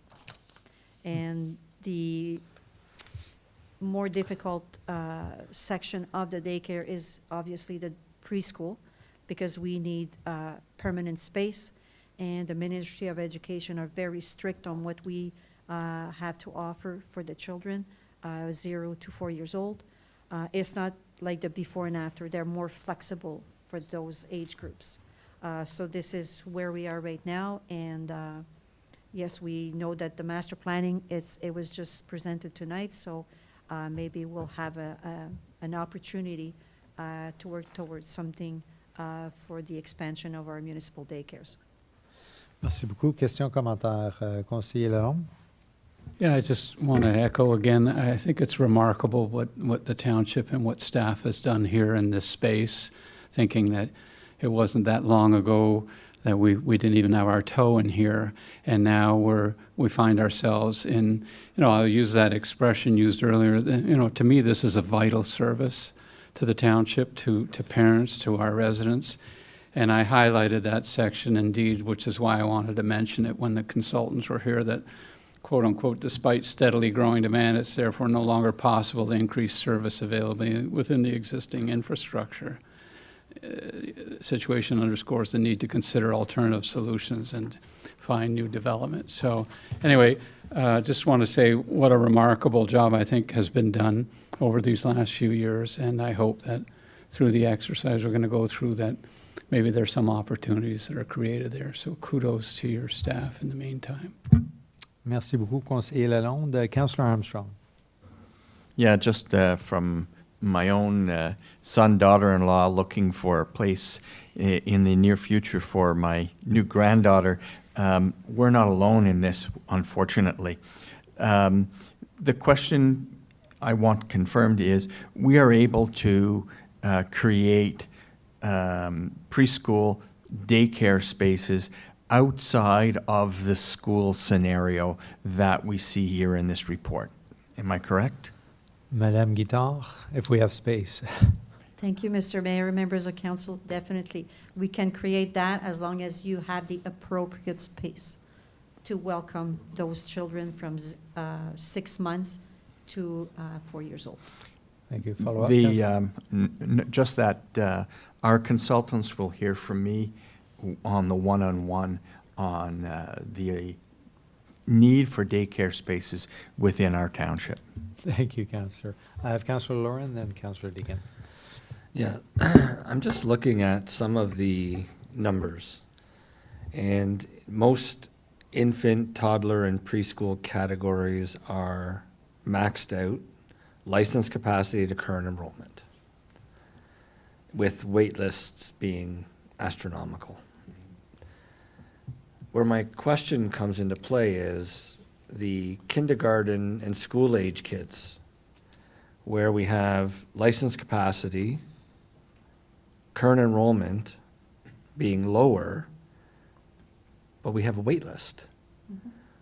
Why do we have a wait list if our current enrollment is less than the license capacity? Madame Guittard? Thank you, Mr. Mayor, members of council. So like in my report, what I explained, the before and after, which is the kindergarten age group, is part of the before and after program. So this is the section of the daycare that is very hard to staff. So it's a Split more shifts. human resources issue because it's a split shift part-time. So you're talking about someone that will do maybe 2 hours in the morning and 2 hours and a half in the afternoon. So it's very hard to mobilize these employees. We've been very lucky in the last couple of years to mobilize more staff, like you've seen in the report. We've increased all our before and after services, but yes, there are still waiting lists, and yes, there are still some capacity, and we're still working in getting more employees. I've made a comment at one point that my employees are getting to be HR experts because they make interviews on a weekly basis. The retention also is hard because, like I mentioned, those are very few hours that people get in working in those split shift before and after the Yeah. daycare. Thank you. Councillor Deacon. Thanks. This reflects a lot of great work, and I just want to say I'm grateful for Madame Guittard, your entire department in that section of childcare services. Every day, the work that they're doing is phenomenal, and looking after our kids is one of the most important aspects of of work that happens in our community day in and day out. So thank you. Please pass that along. I was grateful to have the level of detail in this report because I'm on the Facebook mom groups. They're wonderful. But every couple months I see a couple of posts that really worry me. One of them is, a mom saying, I can't go back to work. I don't have daycare. I have to leave the workforce. And that is heartbreaking, thinking about their household and the financial situation that puts them in. On a community level, though, it concerns me as well because it's holding back our economy. We have a bright person, educated, ready to put their skills to work in our economy, and they're unable to because their idea and their plan to have childcare is not possible here. And so I see that every couple of months. There was one yesterday, Bachelor of Commerce, event planner, vital to a lot of businesses around here, unable to work. The other type of post that I see is confusion about the wait lists. And so this report is going to be very valuable for me as I get contacted with those sorts of questions. I usually punt them over to the administration, but I never knew before the wait list situation where a child ages out of a wait list. Maybe they were close to the front of the line, and all of a sudden they're entering a cohort that has a much longer line. And so even though they may have a great position, just the sheer number of demand in that new cohort. So I really appreciated that level of detail. I know this is an operational report, but that really was illuminating for me. So these numbers are alarming. That's self-evident. And I agree wholeheartedly. We're in a great position to look at expansion of the township's provision. Sometimes it's a space question, sometimes it's a staffing question, also appreciating those nuances. But I also wonder, what is the township doing, not as a provider, but also as an enabler of everyone firing on all cylinders, getting all sorts of daycare providers up and operating in our community? Because I bet that tomorrow, if we had space and staff for 500 spots, we wouldn't have the license from the province to do that. And that's a reality too. So I want to see what we're doing for private sector. And so I'm not going to be looking at Madame Guittard anymore. I'm going to be asking, how are and I've had this conversation with planning staff at the public consultation for the zoning bylaw. How is the planning department having conversations and making sure that our zoning is childcare center friendly? That's one of the questions I have. On the other side, I wonder about how our economic development department is supporting those who are looking to start up their own private center, be it a franchise, be it an at-home care or some other sort of private center. How is our eco-dev department supporting that? And I think about the study that we ran on hotels, right, and the demand for hotels. What we have here is excellent information and data for private providers to make a real business case for support to get what they need to start up here. But I want to make sure, especially those two departments and any others, that we're enabling as much as possible the private provision as well, in all of the different ways that childcare can be offered here. If I may say just one more example so that I don't leave it out, before and after care in terms of recreation. I know a dance school that's right beside an elementary school. How many of those kids would love to be in a dance class from 3:30 to 5? We have a youth center, again, near an elementary school. How could that, what sort of, if it couldn't be our own staff, what sort of private partner could come in and do after-school programming there?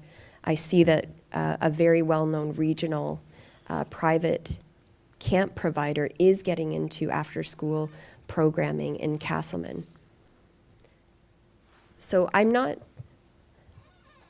sure exactly what I'm asking for, if it's a study, if it's a report back, but I would like to know how the township is able to support all sorts of providers setting up shop here. Thank you, Councillor, and great points in terms of, I think, the required collaboration between the departments. And I guess I'll maybe ask Monsieur Godin to comment on this, because I think it's important. Here what Councillor Deakin brings up is really a report that's coming from one department, but truly has an impact on other departments, you know, eco-dev and whether it's zoning. Is the municipality looking at this across the departments and how we can work together on that? I'm going to be talking later on Notre Dame, and that's another good example where I think there is opportunity for, you know, is there shared collective wisdom that can come in, hey, our team could do this or something like that. And I think Councillor Deakin brings up a really good point on that. And I think there is some opportunity. So you know, now that this report comes out, is this an exercise that could be done through staff? Is this something that we would like to kind of support in actioning, you know? Oui, merci, Monsieur Maire. So definitely, we're always looking to collaborate and work together as a team. I don't think we have a specific answer today as far as what's planning doing, what's EcoDev doing, unless Monsieur Dagenet or Monsieur Bourgon want to jump in. But we hear council's comments, and we can definitely have those discussions internally and see about what kind of synergies are there and what opportunities could be there to enable further childcare services, like Councilor Deakin said. Yeah, I think this is a great example of where I think we can you know, find some support for our community. I think that they're great points, Councillor Deakin. So, thank you very much for that. Any follow-ups on your end?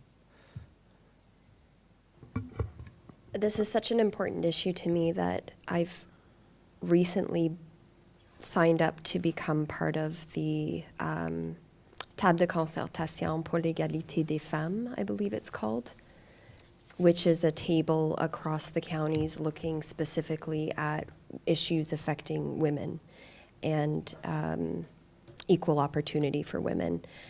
And so I'm joining specifically the focus group or the working group looking at economic opportunity for women, because in my community, this is the question that I see affecting economic opportunity for women. And so just to say that my thinking cap is on, I would like to ask if staff could follow up. I don't know if that would be in the council follow-up or in an actual future item to council. But I would like to have, from zoning, the planning perspective and the eco-dev and perhaps others, a bit of follow-up so that I have more meat to chew on as I'm going to the regional table and bringing that perspective and sounding the alarm. Thank you so much. I believe Monsieur Dagenet has something before I give you the mic, Monsieur Dagenet. Monsieur Godin, just to keep in mind, so as a follow-up item, we would probably want that not as a follow-up. Monsieur Dagenet? Well, I was going to say that I would prefer the follow-up than a report. Yes, yeah. Because our EcoDev team is a one-person team, so to start bringing a report every time you want to know what EcoDev is doing for Non, je pense que c'est bon. Je pense qu'on est confortable. Like it's going to become heavy, but we did do a business networking event last week, and we had a gentleman here that is looking to open a daycare. So we are meeting him next week, and we want to help him out throughout. So I think this is what we're offering in very high level, but we will help him throughout his what we need, and it's going to be a learning curve for us. But we definitely do what. OK, parfait. Alors, pour faire suite, just so the follow-up in the sense of what are opportunities by eco-dev, community dev, and by zoning specifically to this challenge in terms of the high level of unanswered demand that's out there, that be, as a overall plan. I think would be a great follow-up, and glad to hear that we are. And I think there's opportunity for great brainstorming ideas to solve these challenges and problems. So we look forward to seeing what that follow-up is going to look like. Thank you very much again, Councillor Deakin. I have Councillor Armstrong. Yeah, just to follow on to that, does EcoDev track, or does it even look at the capacity for in-home daycare spaces or alternative daycare spaces than one that's formally in a school or for a not-for-profit corporation? Because I believe most of the corporate ones are actually not-for-profit. Monsieur Dagenet, est-ce qu'on a une liste ou Madame Guittard peut-être à la réponse à ça, mais je pense pas que nous on contrôle parce qu'il n'y a pas un permis comme tel pour avoir un daycare. Ben, Madame Guittard? Merci, Monsieur le maire. Je sais qu'il y a un permis en passant, mais je veux dire Oui, comme il y a un home daycare. permis. Je pense que ça serait bien peut-être de consulter avec les Comtés unis de Prescott-Russell, les services sociaux. Oui.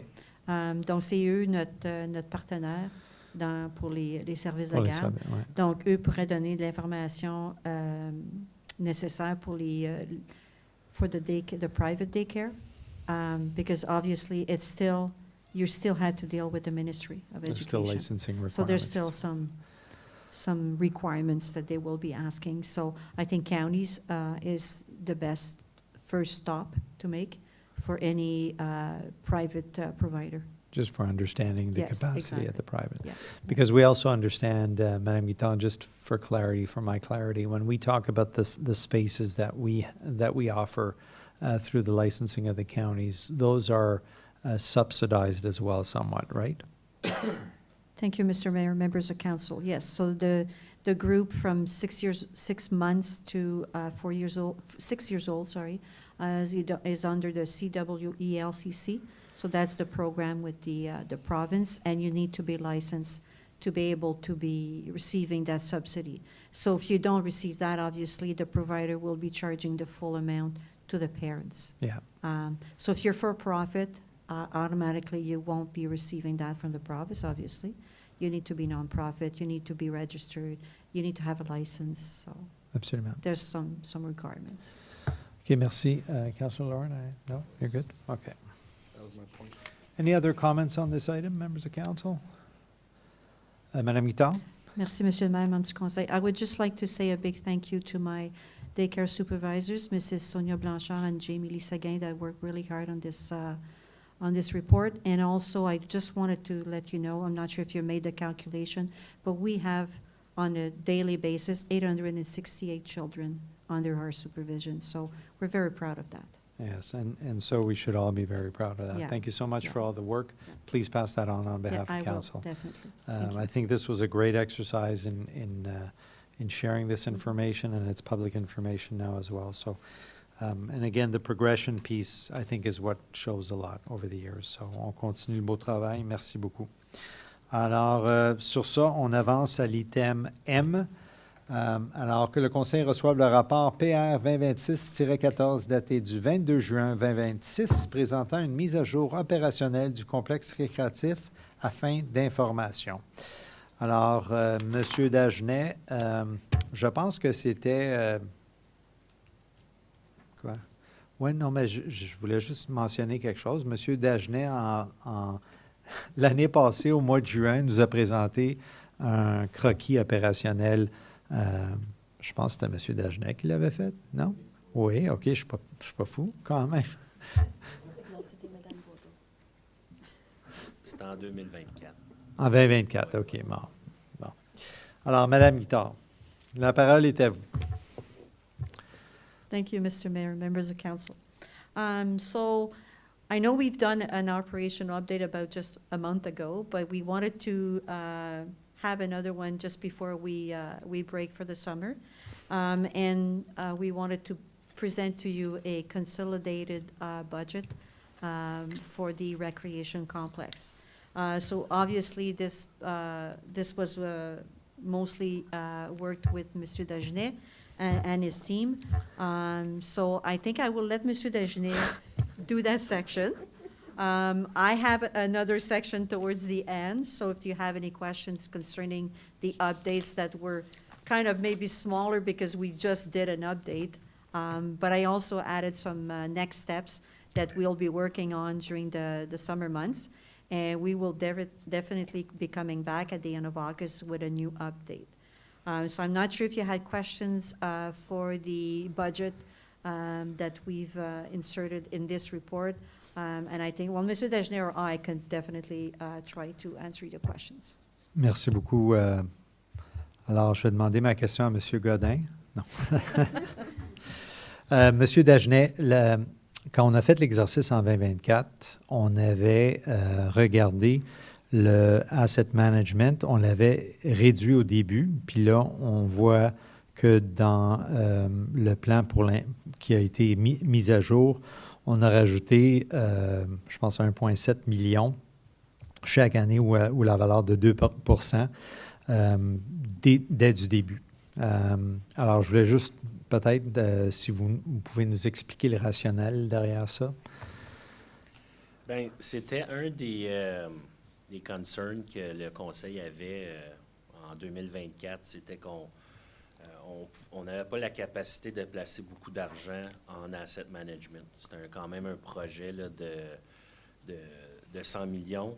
Puis notre stratégie, c'était la bâtisse est neuve, donc au début de sa vie, on devrait avoir moins besoin d'utiliser le besoin en asset management. Puis, quand que le prêt serait remboursé, on aurait l'occasion là, à la place de payer le prêt, on transférait cette économie-là dans nos réserves d'asset management. Là, la raison pourquoi on est capable de le faire dès le début, c'est que au début, on pensait d'aller chercher un prêt de 80 millions. Avec le grant qu'on a reçu de 10 millions, ça fait que notre prêt est maintenant de 70 millions au lieu de 80. Donc, il y a une économie là. Puis aussi, on a fait l'étude de DC, avec le background study, qui est venu que le résultat nous a confirmé que le financement du REC complexe serait financé à 58 des DC, donc 42 de la taxation. En 2024, on pensait que ça serait plus un split 50-50. Fait que ça aussi, ça l'a aidé beaucoup à venir nous donner l'opportunité d'en placer plus tout de suite au début. Donc, le montant qui est dans le budget, c'est un montant approximatif. On attend en début 2027 pour faire une étude, une analyse complète de nos besoins annuels du REC complexe. Mais la loi du 2 la règle du 2 nous donne quand même une bonne idée là, du montant qu'on aurait besoin de placer là, à chaque année. OK, merci beaucoup. Après ça, là, ma deuxième question, c'est en 2024, encore une fois, on montrait sur le plan opérationnel un surplus d'environ 1,05 million par année. Là, sur le budget revisé, on est à 657 000 de surplus pour la première année. Est-ce que vous pouvez juste nous faire un sommaire des gros changements? C'est-tu relié vraiment au 2 ou c'est quoi la différence sur l'opérationnel? En 2024, on démontrait que dans les premières années, on aurait une perte. OK. Fait que c'est maintenant, avec le nouveau budget opérationnel qu'on a fait, on démontre une perte dans les premiers 4 ans, là, mais qui est pas mal plus grosse dans l'année 1, vu que on ne planifie pas être effectif à 100% sur le côté des revenus. Donc, ça va être notre première année qu'on va opérer ce REC complexe-là. Donc, on a été très... on a essayé d'être le plus sécure possible. Fait qu'on s'est mis des objectifs d'atteindre 70% de nos revenus potentiels pour les arénas. Puis on s'est mis 60%, l'objectif d'atteindre 60% des revenus de la Ville d'Ottawa qui ont leur piscine qu'ils utilisent au centre Minto. Fait que nous, on s'est mis 60% de ça pour la première année. Fait que on pense bien être capable d'atteindre ça et probablement mieux, mais c'est une des raisons pourquoi il y a une plus grosse perte en première année. Puis la deuxième raison, c'est que le plan financier qui a été mis en place en 2021, c'est un plan financier de 8 ans qui nous permet, qui fait en sorte qu'on augmente la taxation d'1% par année. Oui. Puis on place aussi un montant de 150 000 qui vient de la croissance par année. Fait que ce plan-là, en 2027, il va rester 1 an. Fait en 2028, qui est l'année 2 du REC Complex, il y a quasiment un 400 000 de plus de revenus de taxation qui va venir aider à supporter le REC Complex. OK, merci. Questions, commentaires, membres du Conseil? Councillor Deakin and Councillor Lorne. Pointing to a conversation earlier when the consultants were here, there was a question raised about looking at the assets and making sure that we're accounting for not just the halls and the arenas, but the other assets. So when I was looking at the calculations done around applying the financial realities of today on current assets against the projected scenarios that we're looking at here, the projected budget, it had me just wondering, I don't know if the Centennial Pool operates at a surplus or a deficit annually right now. And then the same goes for the bowling hall. So were those factored in when that second scenario showed the current assets and how they're working and how that offsets what is to come at the rec complex? How are those two lines factored in or not? And then what are they on their own, just for my curiosity? Madame Guittard? Thank you, Mr. Mayor, members of council. I don't think they were factored in because in the department, the bowling has its own budget. And right now we're running into a deficit with the bowling alley about 20,000. At the Centennial Pool, we're almost cost recovery. Okay. So that's a good news about that pool. But we're operating 8 weeks a year. So it's a Right. smaller, much smaller operation.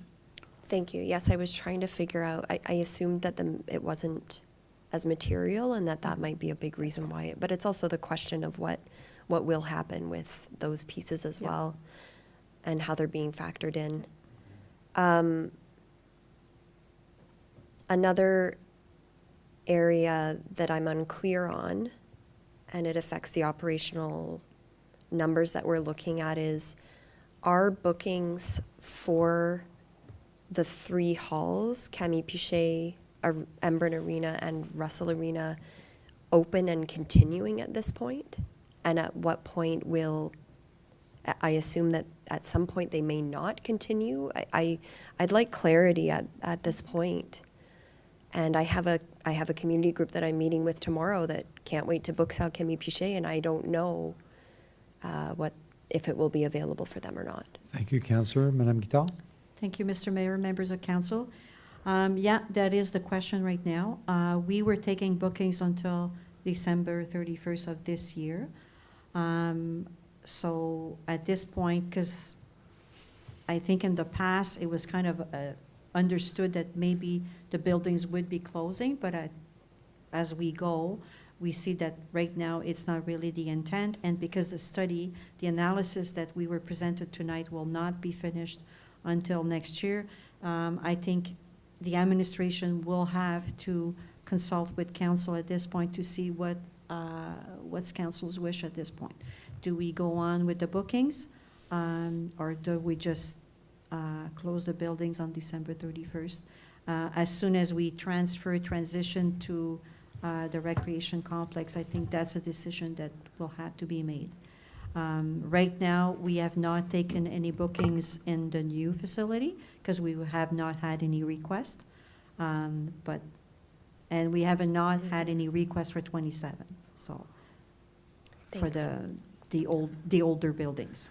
I think it's a fair comment to make sure that we have a plan today. So Mm-hmm. if someone calls for, I want my monthly bookings, that we have a spot for them, or that we understand where they're going. And then we're going to need that sooner than later. I think this is going to be a sensitive one in the transition and the timeline, as Madame Guittard mentioned, to when we will have more information next fall, right? Like, that's a long, Yep. I think that's an important conversation for us to have Beforehand. soon. So that we have a plan sooner than later. Yes. And if I may make one Yeah. more comment, I think that there are a lot of people who are excited about the complex and who can imagine themselves in it in all the ways. I can't wait to do aquafit. I can't wait to have my kids in swim lessons.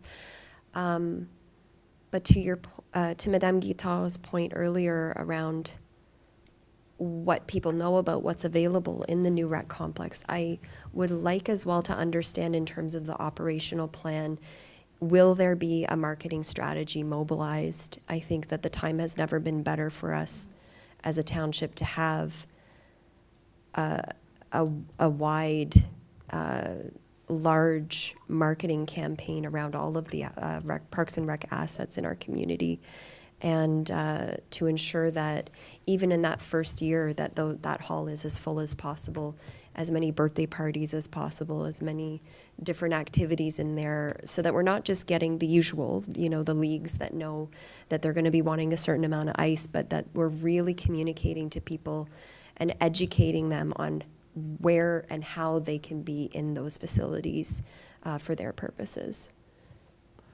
I think that's, again, a very fair comment, and I think the promotion of what's going to be happening in that transition period, I think is crucial that it's communicated with our community in a way that makes it, it's an exciting change that's happening. So is that part of a plan right now? Thank you, Mr. Mayor, members of council. So right now, we're just completing our hiring for the ICE coordinator. We did hire our aquatic coordinator. She started last week, in fact. And we're planning to have a survey out to the public in the upcoming weeks. We will be at Meet Me with hopefully the 2 coordinators with the surveys. So this will be the first outing, if you want, and also for the public to have a say in what they would like to see as in programming. So this will be the first. But definitely after that, in the early fall, like September, we are planning to have a full launch and a full advertising programming done for both facilities, both components in the building. Because we agree that we have three halls that will technically come into one hall with 3 spaces or 3 possible spaces. So we need to make sure that the community is aware of it and not worried that they're going to lose their spaces and stuff like that, right? Because the idea of having those 3 separators was that flexibility. So follow up, Councillor Deakin, then I'll go to Councillor Lauren, then Councillor Armstrong. Just one comment, as somebody who's run national surveys for many years, every survey is a marketing opportunity. And I just want to leave it there. Thank you. Councillor. Councillor Lauren.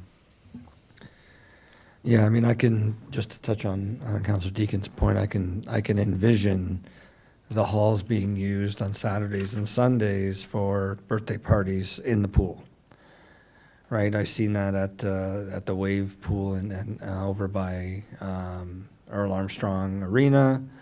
There's the swimming pool there, and they've got a side room, and there's parties just constantly going on. While you can use the halls, like we can separate out, and they can use different ones. So I think we definitely need to be anticipating those types of requests coming through and being able to have staff to be able to support those requests. I just wanted to touch on one point, because I know that people will look at the report and see, there's been a lot of questions out there as to, well, why do we need 3 arenas in the facility? We should have only went with 2. because I do hear that quite a bit. And then to see a report that says, well, we're only anticipating 70% utilization in year one. Well, I think it's fair to focus on the fact that, well, we're including the summer in that process, where today we don't sell ice in the summer because we don't have our arenas open. So without fully understanding the volume of requests that could and will come in throughout the summer, that the utilization, when you factor in those months, is where you're getting the 70%. The three arenas from August through April will be at 100% capacity. There's no doubt in anybody's mind, in my opinion, that will occur, and we will be selling the ice at full capacity. So I just wanted to point that fact out, that if somebody were to look at the report and just pull that one number out and say, wow, if you only sold more than 70%, then maybe we won't have such an impact to it. Well, that's not the case. We'll be fully booked for the general timeframes, but it's the summer. And you know, if we do get into bookings and rentals in the summer that exceed expectations, then you're looking at 80, 85, maybe even 90% of the three rinks, right? And that means, you know, do we open up one rink? Do we open two rinks? Or do we have all three rinks open throughout the summer? I don't know the answer to that, and I just wanted to point that out so that you know, somebody isn't going to cherry pick a number out of the report. Quickly, Monsieur Dagenet, in your forecasting, you take that into account? Like the expectation on your forecast is that during those winter months, it's full utilization of the ice? Yeah, that's exactly it. Okay. It's from September to August to April. It's the three ice will be running at 100%. It's the 4 months in the summertime. Summer May where to two are August, down and one is up, that that- brings the whole average down to 70%. So, yes, if there's the demand, then one ice going to be open. There's more demand. The second C'est ça. ice will be open, but all the variable costs or expense in the budget have the same percentage. So if we say that 70% of our revenues, if we have 70% of our revenues, well, for that year, we have 70% of our variable costs too, because we won't need as much staff if we don't have the three rinks open in the summer. So that's the logic. Follow up, Councilor? Yeah, follow up. So as we potentially won't open all three rinks for the summer, from an ice rental perspective, and they don't require the same amount of staff to operate because you're not flooding every 50 minutes. But those other two slabs, or one slab that isn't being utilized from an ice perspective, could still be utilized, and I fully expect them to be utilized for things like events, for lacrosse, for ball hockey, those types of events, which will still generate not the same amount of hourly rental, but utilization and income nonetheless. Madame Guittard? Thank you, Mr. Mayor, members of council. Yeah, that's right. So definitely, if we don't have any ice on the slab, definitely we'll look into having other sports, summer sports on the slab. Pickleball? No. Councilor Armstrong? Yeah, the figures, I think, in the ramping up of utilization clearly indicates that we have to ensure as council that we're not competing by keeping the other facilities open and allowing uses of those facilities when they shouldn't be used. That's absolutely key. Otherwise, trying to keep, just in terms of salaries for staff to go between all of these, would run us up, how many percentage points do you think in increase in the taxation in next year? So that's going to be key, because until we get the report back on what we use, that I will be saying has to be funded, not necessarily funded by municipal taxation for whatever we do with those other facilities. Otherwise, we're going to be facing a fair bit of backlash, and rightly so. Yeah, no, absolutely, Councillor Armstrong. I agree with you. We have to optimize what we will have now. And once, if there is some, opportunities to, while we're still waiting with the other assets to use them, because the main one is not being, or is used, I mean, then it's worth looking at. But I would also not want to see that. So I 100% agree with you. That makes complete sense. Councillor Lalonde. Just a brief comment, and maybe I missed it somewhere, but we're looking at revenue streams for the arenas and the hall. I know we've talked before about the naming rights to the building, and I always thought that was going to bring in like 400 grand, Ronald McDonald Arena or something. But all kidding aside, is there a revenue consideration there in the first year of getting something significant that can sort of offset some of the operating costs with a major naming opportunity with a significant amount of dollars behind it? Monsieur Dagenet. Yes, we did add those potential revenue. Yeah. Yeah, and I believe discussions are ongoing right now. And when Yes, do we we- find out? When do we do a big unveil, a reveal? No, you don't At need to some comment point on in that. 26. Merci.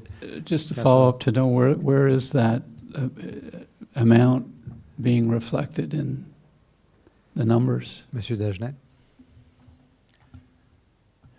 Well, if I say an amount, then Yeah. I'm going to be stuck to sell that amount to the future. But it is considered. It's been, Yes, it's in the assumptions, and maybe offline you can get some additional details, but it is being considered, and I know that the process is moving forward, and I know that there's been some interest. I don't know where it's at right now, because nobody tells me anything, but there it is moving forward. That was a joke, by the way, but it is moving forward, and I'm really happy to hear it moving forward. I'm hearing from potential interested parties that are moving forward with it. So I feel very confident that that's happening. Okay, we've been going for 2 hours and 15 minutes, and maybe we'll take a 10-minute break. And so let's just come back at 20 past the hour, if that's okay with everyone. Thank you.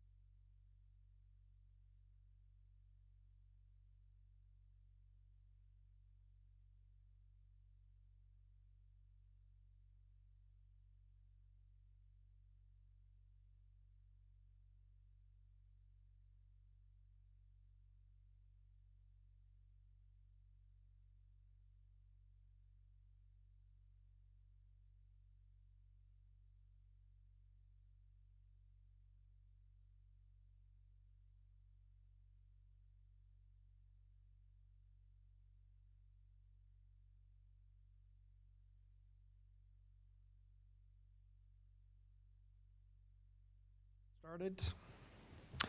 We're moving to item N. Madame Caméré, c'est bien ça, oui? J'ai rien oublié jusqu'à date?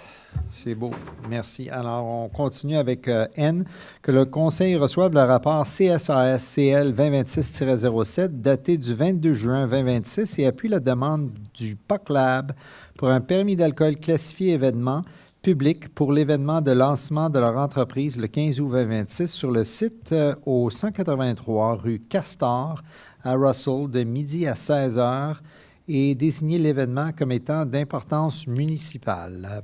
Madame Bourdeau? Non? Ah.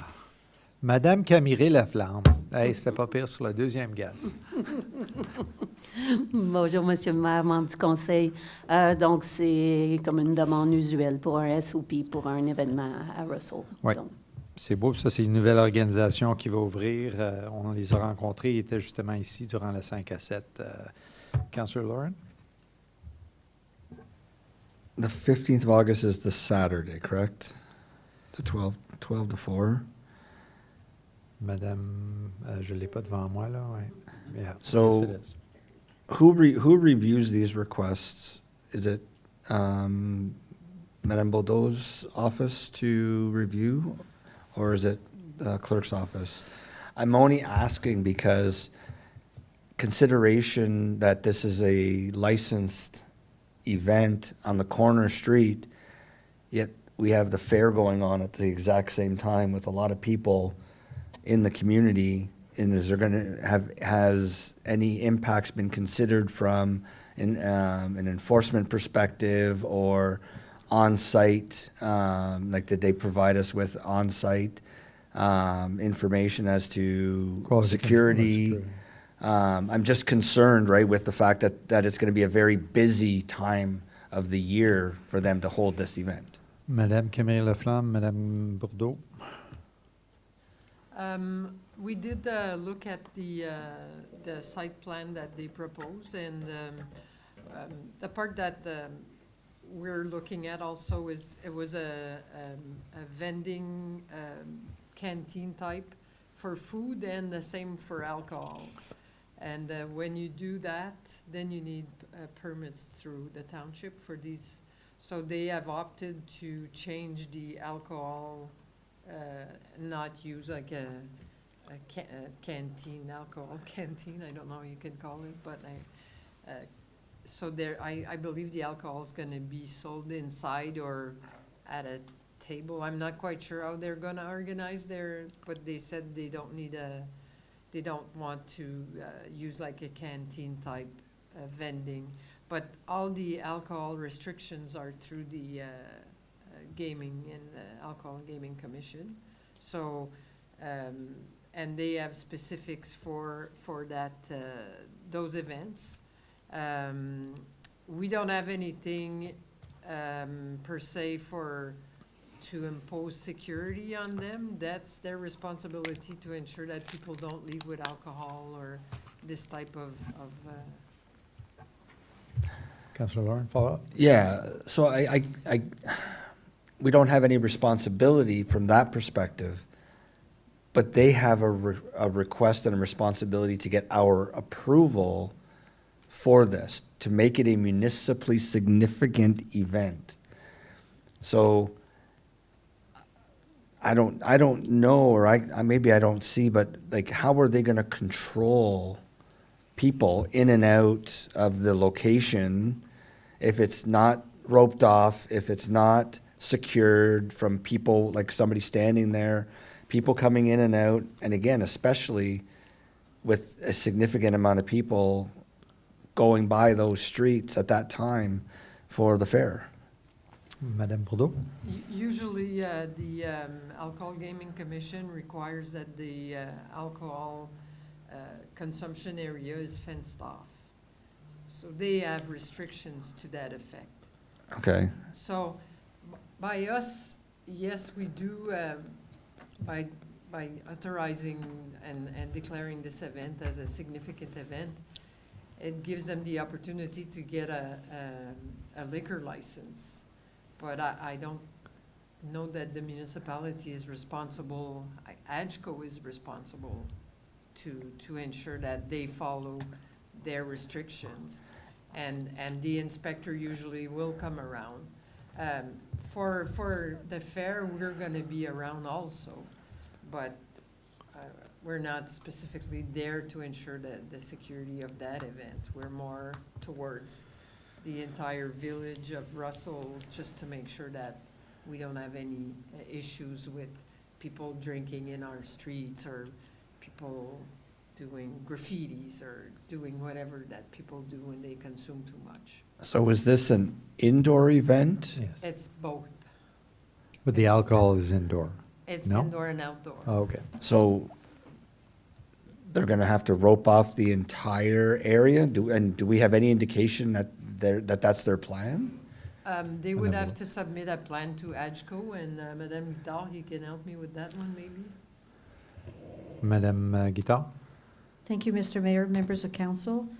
So if I go back when we were approving some significance liquor license, I think they would supply the Site plan? the plan where they would be serving alcohol. So I think maybe Mrs. Bordeaux could definitely ask them to supply that before maybe surrendering the okay from the municipality. So to make sure that they do have a plan.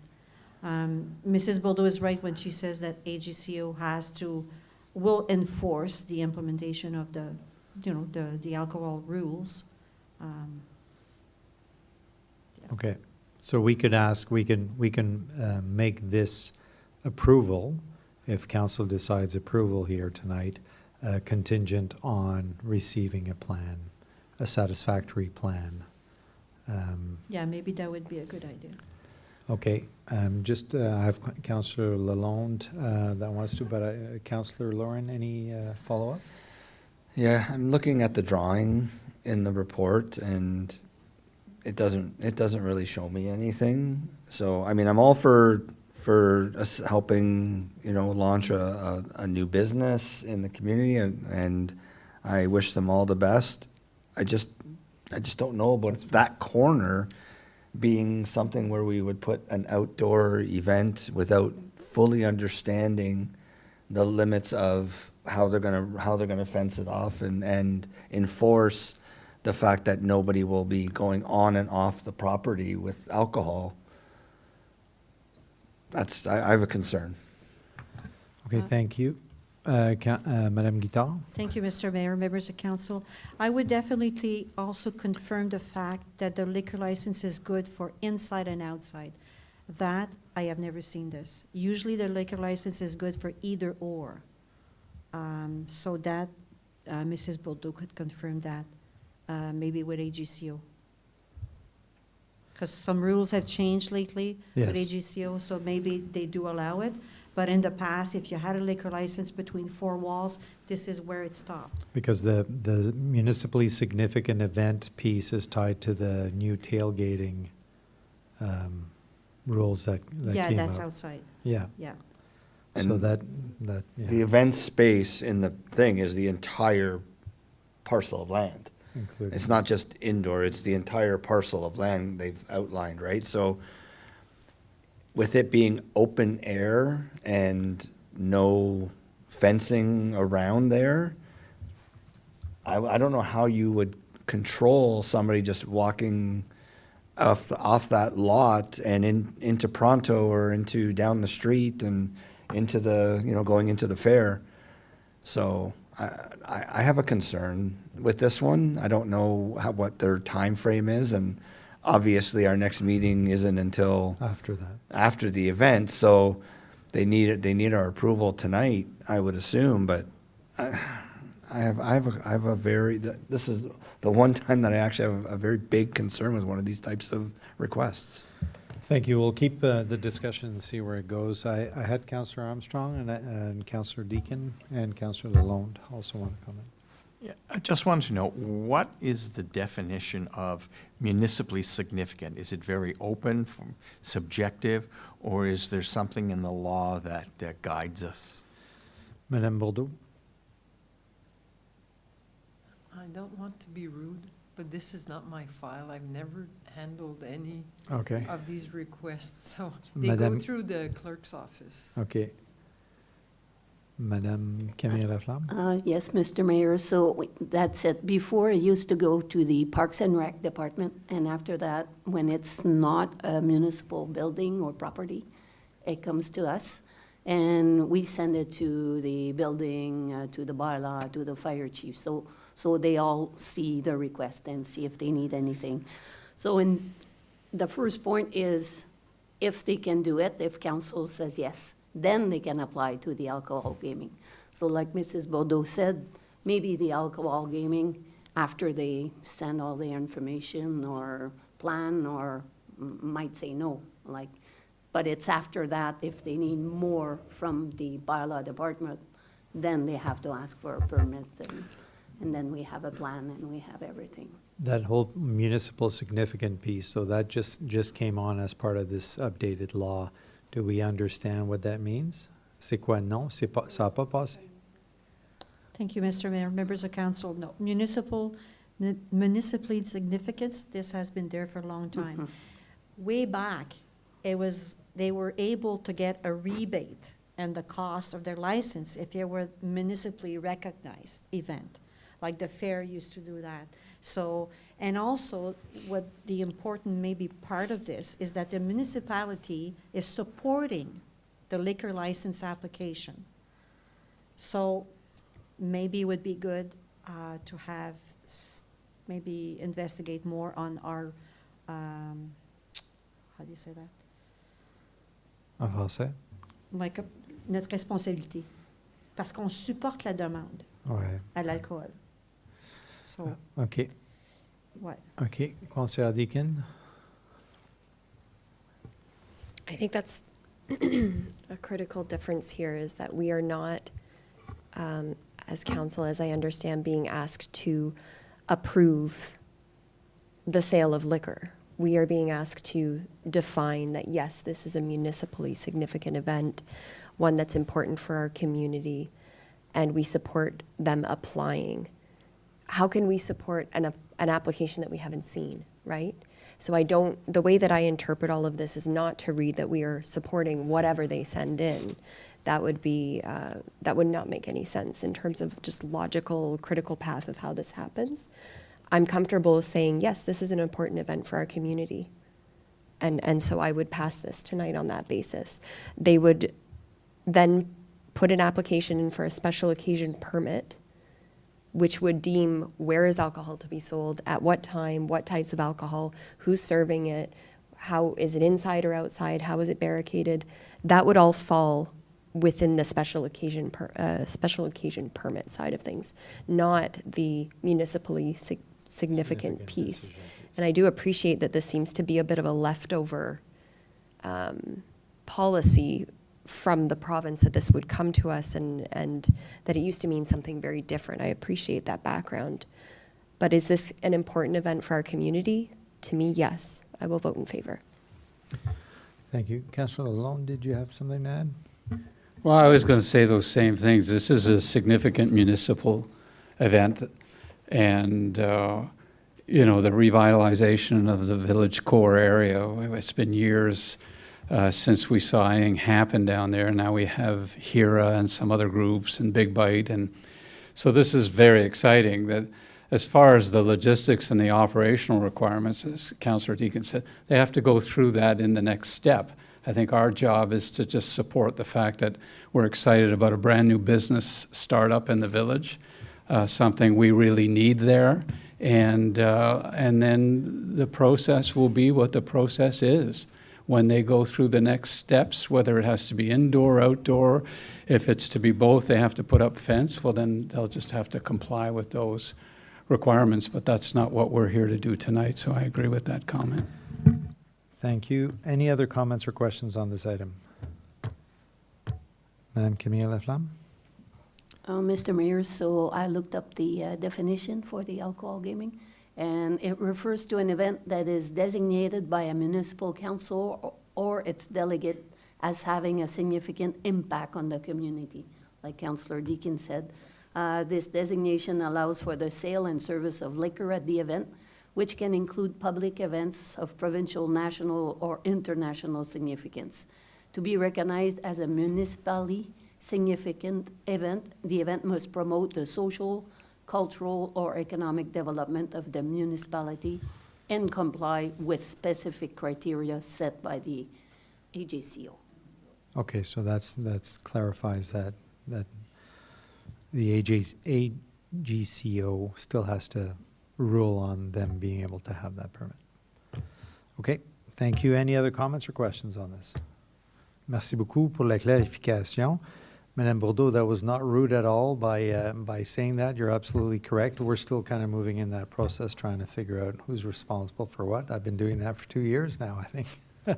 I can just double check with EDGCO, make sure there is a fenced area, as usually there is a fenced area for the where people consume the alcohol. I can verify that and ensure that the fence is up for that occasion. At the end of the day, they will rule on whether that proponent meets the requirements or not. I'm comfortable with them doing their job and us doing ours. Okay, we'll leave it at that. Thank you very much. We are moving to item O, new website, so that council receives report CSAS Comms 2026-02 dated June 22nd for information purposes. Monsieur Dagenet. C'est le fun aujourd'hui. Oui, hein? Ce rapport informatif vise à vous présenter une mise à jour concernant le lancement prochain du nouveau site web municipal. Ce projet représente une amélioration importante du niveau de service offert aux citoyens, avec une navigation simplifiée, un accès mobile amélioré, une recherche plus rapide et un contenu clair et accessible. Le nouveau site web permettra également de mieux centraliser l'information et d'améliorer la communication avec la communauté. Je vais maintenant céder la parole à Kim Legault, notre coordinatrice de communication, qui vous fera une courte présentation afin de vous donner un aperçu du nouveau site. Merci beaucoup, Madame Legault. La parole est à vous. Merci, Monsieur Dagenet. Bonjour, membres du Conseil. So as Sébastien mentioned, the website is in the final stages of the redesign. We will be ready for launch in mid-July. Estimated date is around the 15th, give or take how the development team progresses. So a note that tonight we're presenting just the beta site. We're still working out the kinks. We just got access a few days ago to the live preview. Overall changes made were that website content was reviewed for simpler language, avoiding lengthy technical text. We did restructure it to have it more as a resident-focused navigation, ensured that the site was mobile-friendly. We enhanced accessibility and simplified online forms. So with that being said, you have a preview on screen. As you see now, we have our alert for the water restrictions on. Unlike the current site, if you minimize the alert, it will stay there and you can refer to it later on. So it does not disappear like our current site. So you can simply go back and click on it for more information. If there's no alert going on, the red banner would not be there. We still have the French-English toggle for any of the pages. And then you have your search bar at the top. The search will be enhanced. So you can search by keywords, but you can also filter by dates. Of course, when the website is launched, we're not incorporating all the news items from previous years, so everything will be new. But in a couple years, if you're just looking for the new items, it will be much easier to find.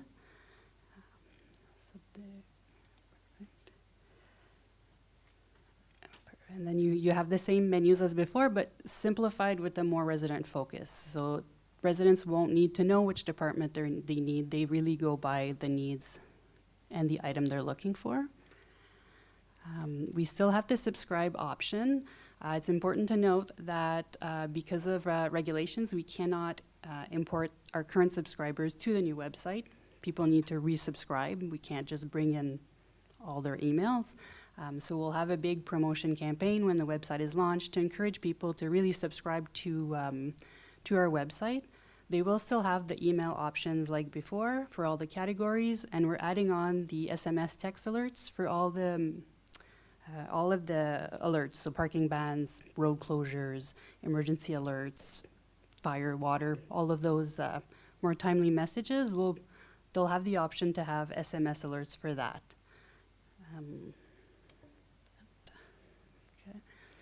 Now, one big change of the website, you have services for residents, businesses, or visitors. So depending who's on the website, you can select each tab and it'll showcase highlighted pages based on their needs.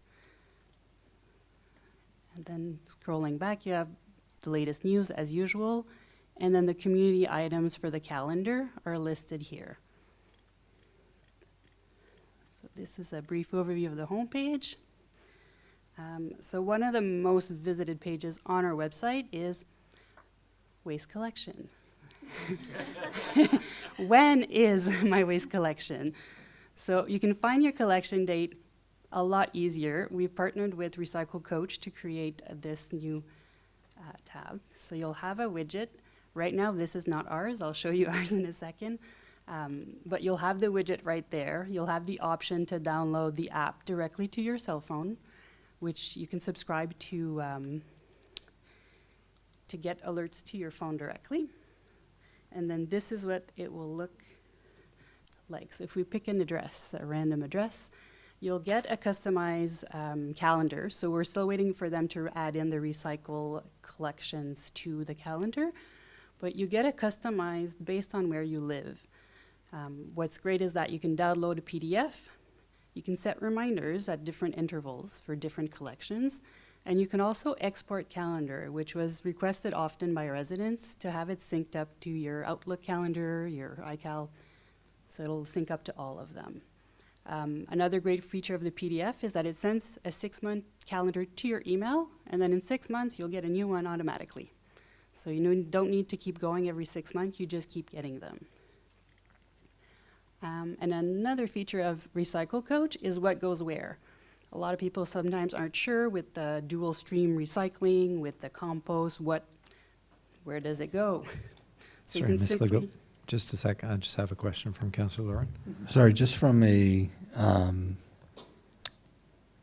wording perspective, when you just talked about, if you go back one step, you talked about the enrolling or, I don't know what words you used at the bottom. Yeah, export calendar. Should we not be saying or calling that subscribe to the calendar, because that's what every other user uses when you're going to subscribe to that calendar, so it ends up in your calendar. So I think export is going to be confusing to people. Subscribe is the terminology that's used when you're putting a calendar on your phones as alerts, as an example. Okay, noted. Noted, yeah. Okay. Well, it's with the app from Recycle Coach, so I can let the team know at Recycle Coach if. So that's a separate app altogether. That'll this be is- incorporated into our website. Exactly, so this box will be here where this town is not Okay. us. So just a further question on that. So when I subscribe to the township notices, but I want my garbage collection calendar, it's a separate thing I subscribe to, correct? Okay. Correct. C'est bon, correct. j'ai We compris. also have the waste collection schedule on our calendar on the website, so it's there at both locations. Okay, Yes. okay, merci. And then the what goes where, you can just quickly type in any item, say styrofoam, and then it'll tell you exactly styrofoam will go in recycling, in the dual stream, in the container, so in the blue bin. Awesome. So it'll be a nice tool to use, and that's usable as well on mobile application. You can even use the photo feature with the mobile app to take a photo of an item. It tells you what to do with it. So it'll reduce waste in our landfills.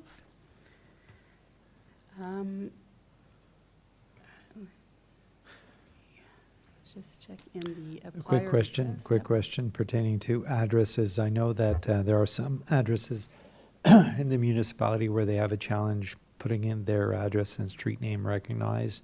Is this, will have the same challenges probably? That list is pulled up from the list that we provide services through infrastructure. So if the list, if the address is on their list, it should populate Okay. in there. Excellent, great. Mhm. And then apply our request. We've streamlined a lot of the application processes. If you're looking, let's say, to present to council, you can click through, there's information, and then the form is right in there with clear steps, how to do it. Very clean and simple. So it's like that for most of our forms. Some of them are still on PDFs. We're slowly incorporating more and more, but the bulk of them are incorporated in here. If you look at our bylaws page, bylaws and policies, so we started with all the bylaws and policies that were currently on the website have been transferred to the new site. They're all there, they're searchable, so you can go by keyword, it'll search all the bylaws and all the bylaws that are online. Yes. And you can search by key dates, bylaw policies, and keywords. Sorry, Ms. Legault, I got Councillor Lauren. When you say all the bylaws that are currently online, are you referring to all the bylaws that are currently accessible on our current website, or all the bylaws that are listed on our website will now be fully accessible on this site? I say that because we have many bylaws that are listed on our website today that are not accessible. That are not linkable, like Not you can't see, linkable. yeah. Madame Legault? A good question. So for the initial launch, we concentrated on putting the ones that were on the website as phase one. Fully available. The ones that you were able to see are on the website for now.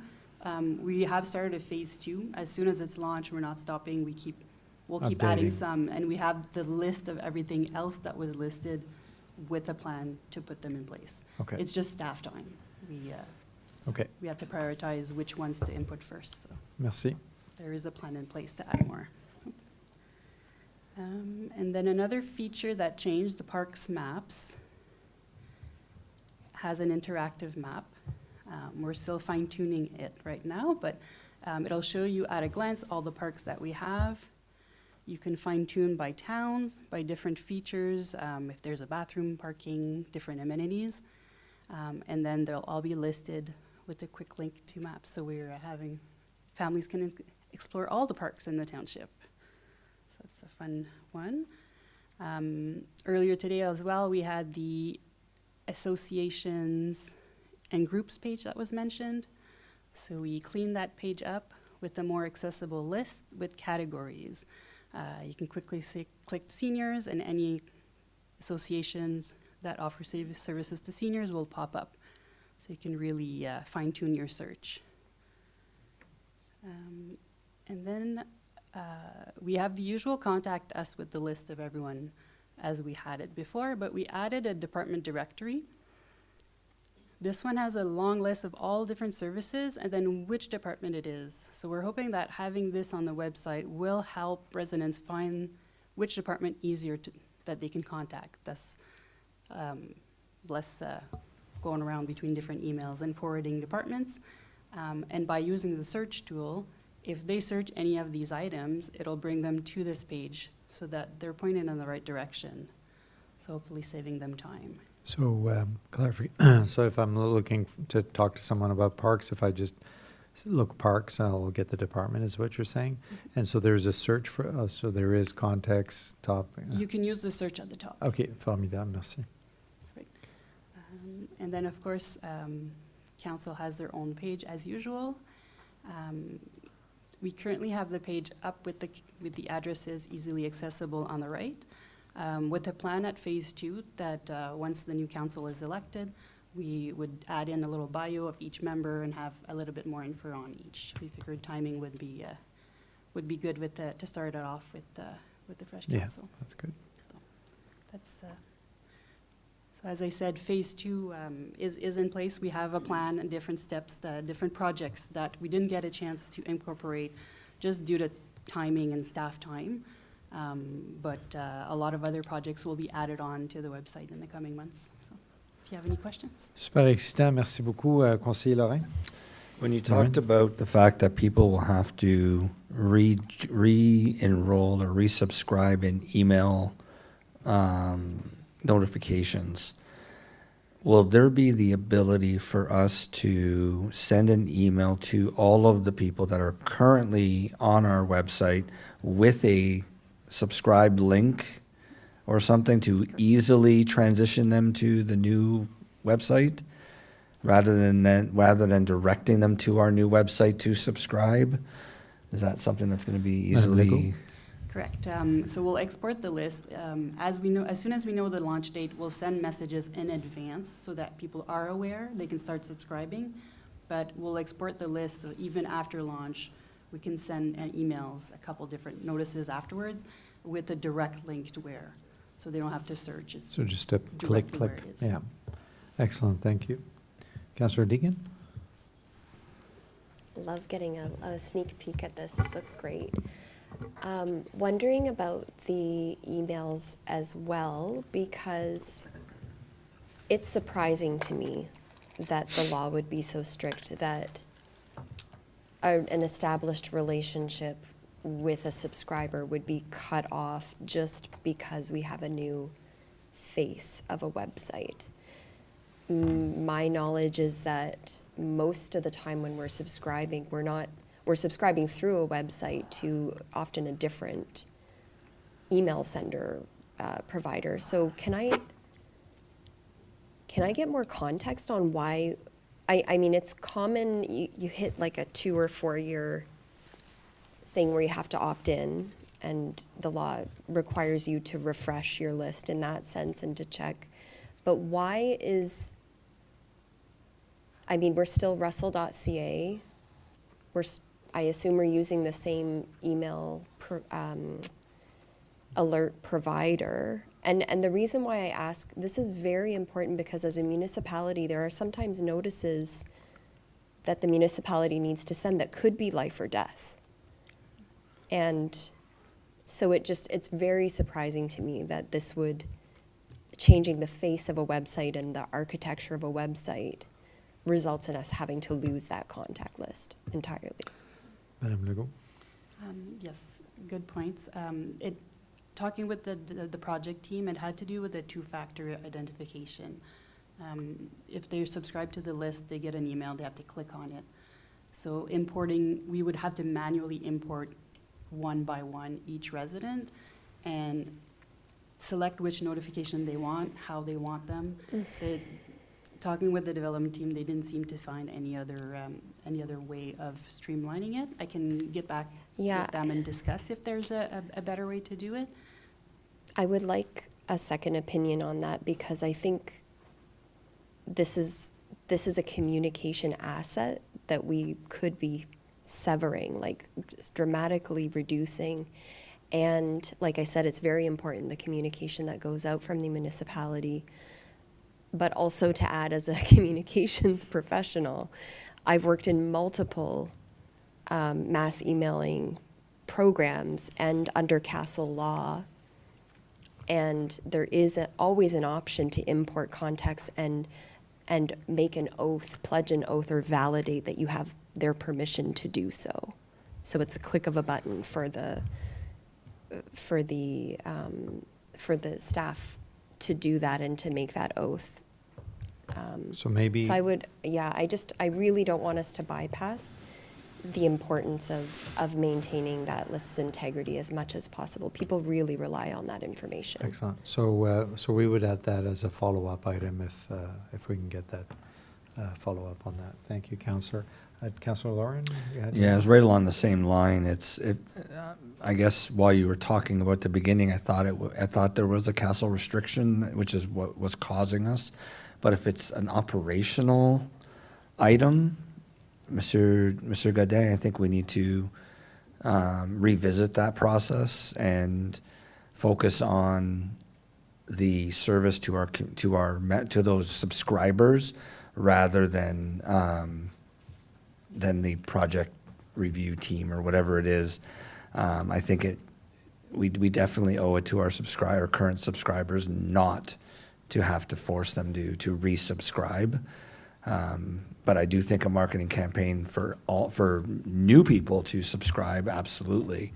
And our current existing people to enhance their information, click here or click there to get SMS, to get other notification methods. I think is a bonus, but not as a full resubscribe. So I agree with Councillor you. Deacon on that. Thank you. So we'll get a follow-up on that. Madame Legault, question juste comme ça. On parle de combien de membres qui sont sur le existing mailing list? Est-ce qu'on a un chiffre comme ballpark? 3500. 3500, OK. Ouais, c'est quand même assez important. Puis ça va être intéressant de voir comment on peut le monter, ça aussi. Hein. OK. D'autres questions ou commentaires? Conseiller Lalonde? Oh, sorry. No, Conseiller Lalonde. Thanks. Just a comment and two questions. One, the comment is, I think it looks great. I spent a lot of time, with the consultant when my turn came to share my own thoughts. And I can see a lot of that stuff having manifested itself on the screen. I think it's pretty exciting. I worked on a website way back in the day from scratch. I really like the look of it now. So just two questions then. What's the accessibility feature at the top with the little icon? What does that do? Madame Legault? It brings you to the accessibility page to find more information about our accessibility policies, and it's just a link to the page itself. Monsieur Conseiller Lalonde, vous avez l'air bouche bée un peu. Always. So that one, as opposed to, that was just selected, accessibility was selected to be put up there comme ça, ou c'est vous qui l'avez mis? Ou? Non, l'équipe de technique de Accurate a décidé de le mettre là. Okay. C'est vraiment pour que ça soit facile de rejoindre les outils d'accessibilité. S'ils ont besoin de rejoindre le coordonnateur en accessibilité, l'information est directement là. Le comité, les politiques et tout ça. I have a couple questions. No, Follow that's fine. So what about maybe, did we not see fit to put up something for seniors as well? All the senior issues? I say that because that was what was coming out of the seniors committee as much as the accessibility. Hey, can we see ourselves?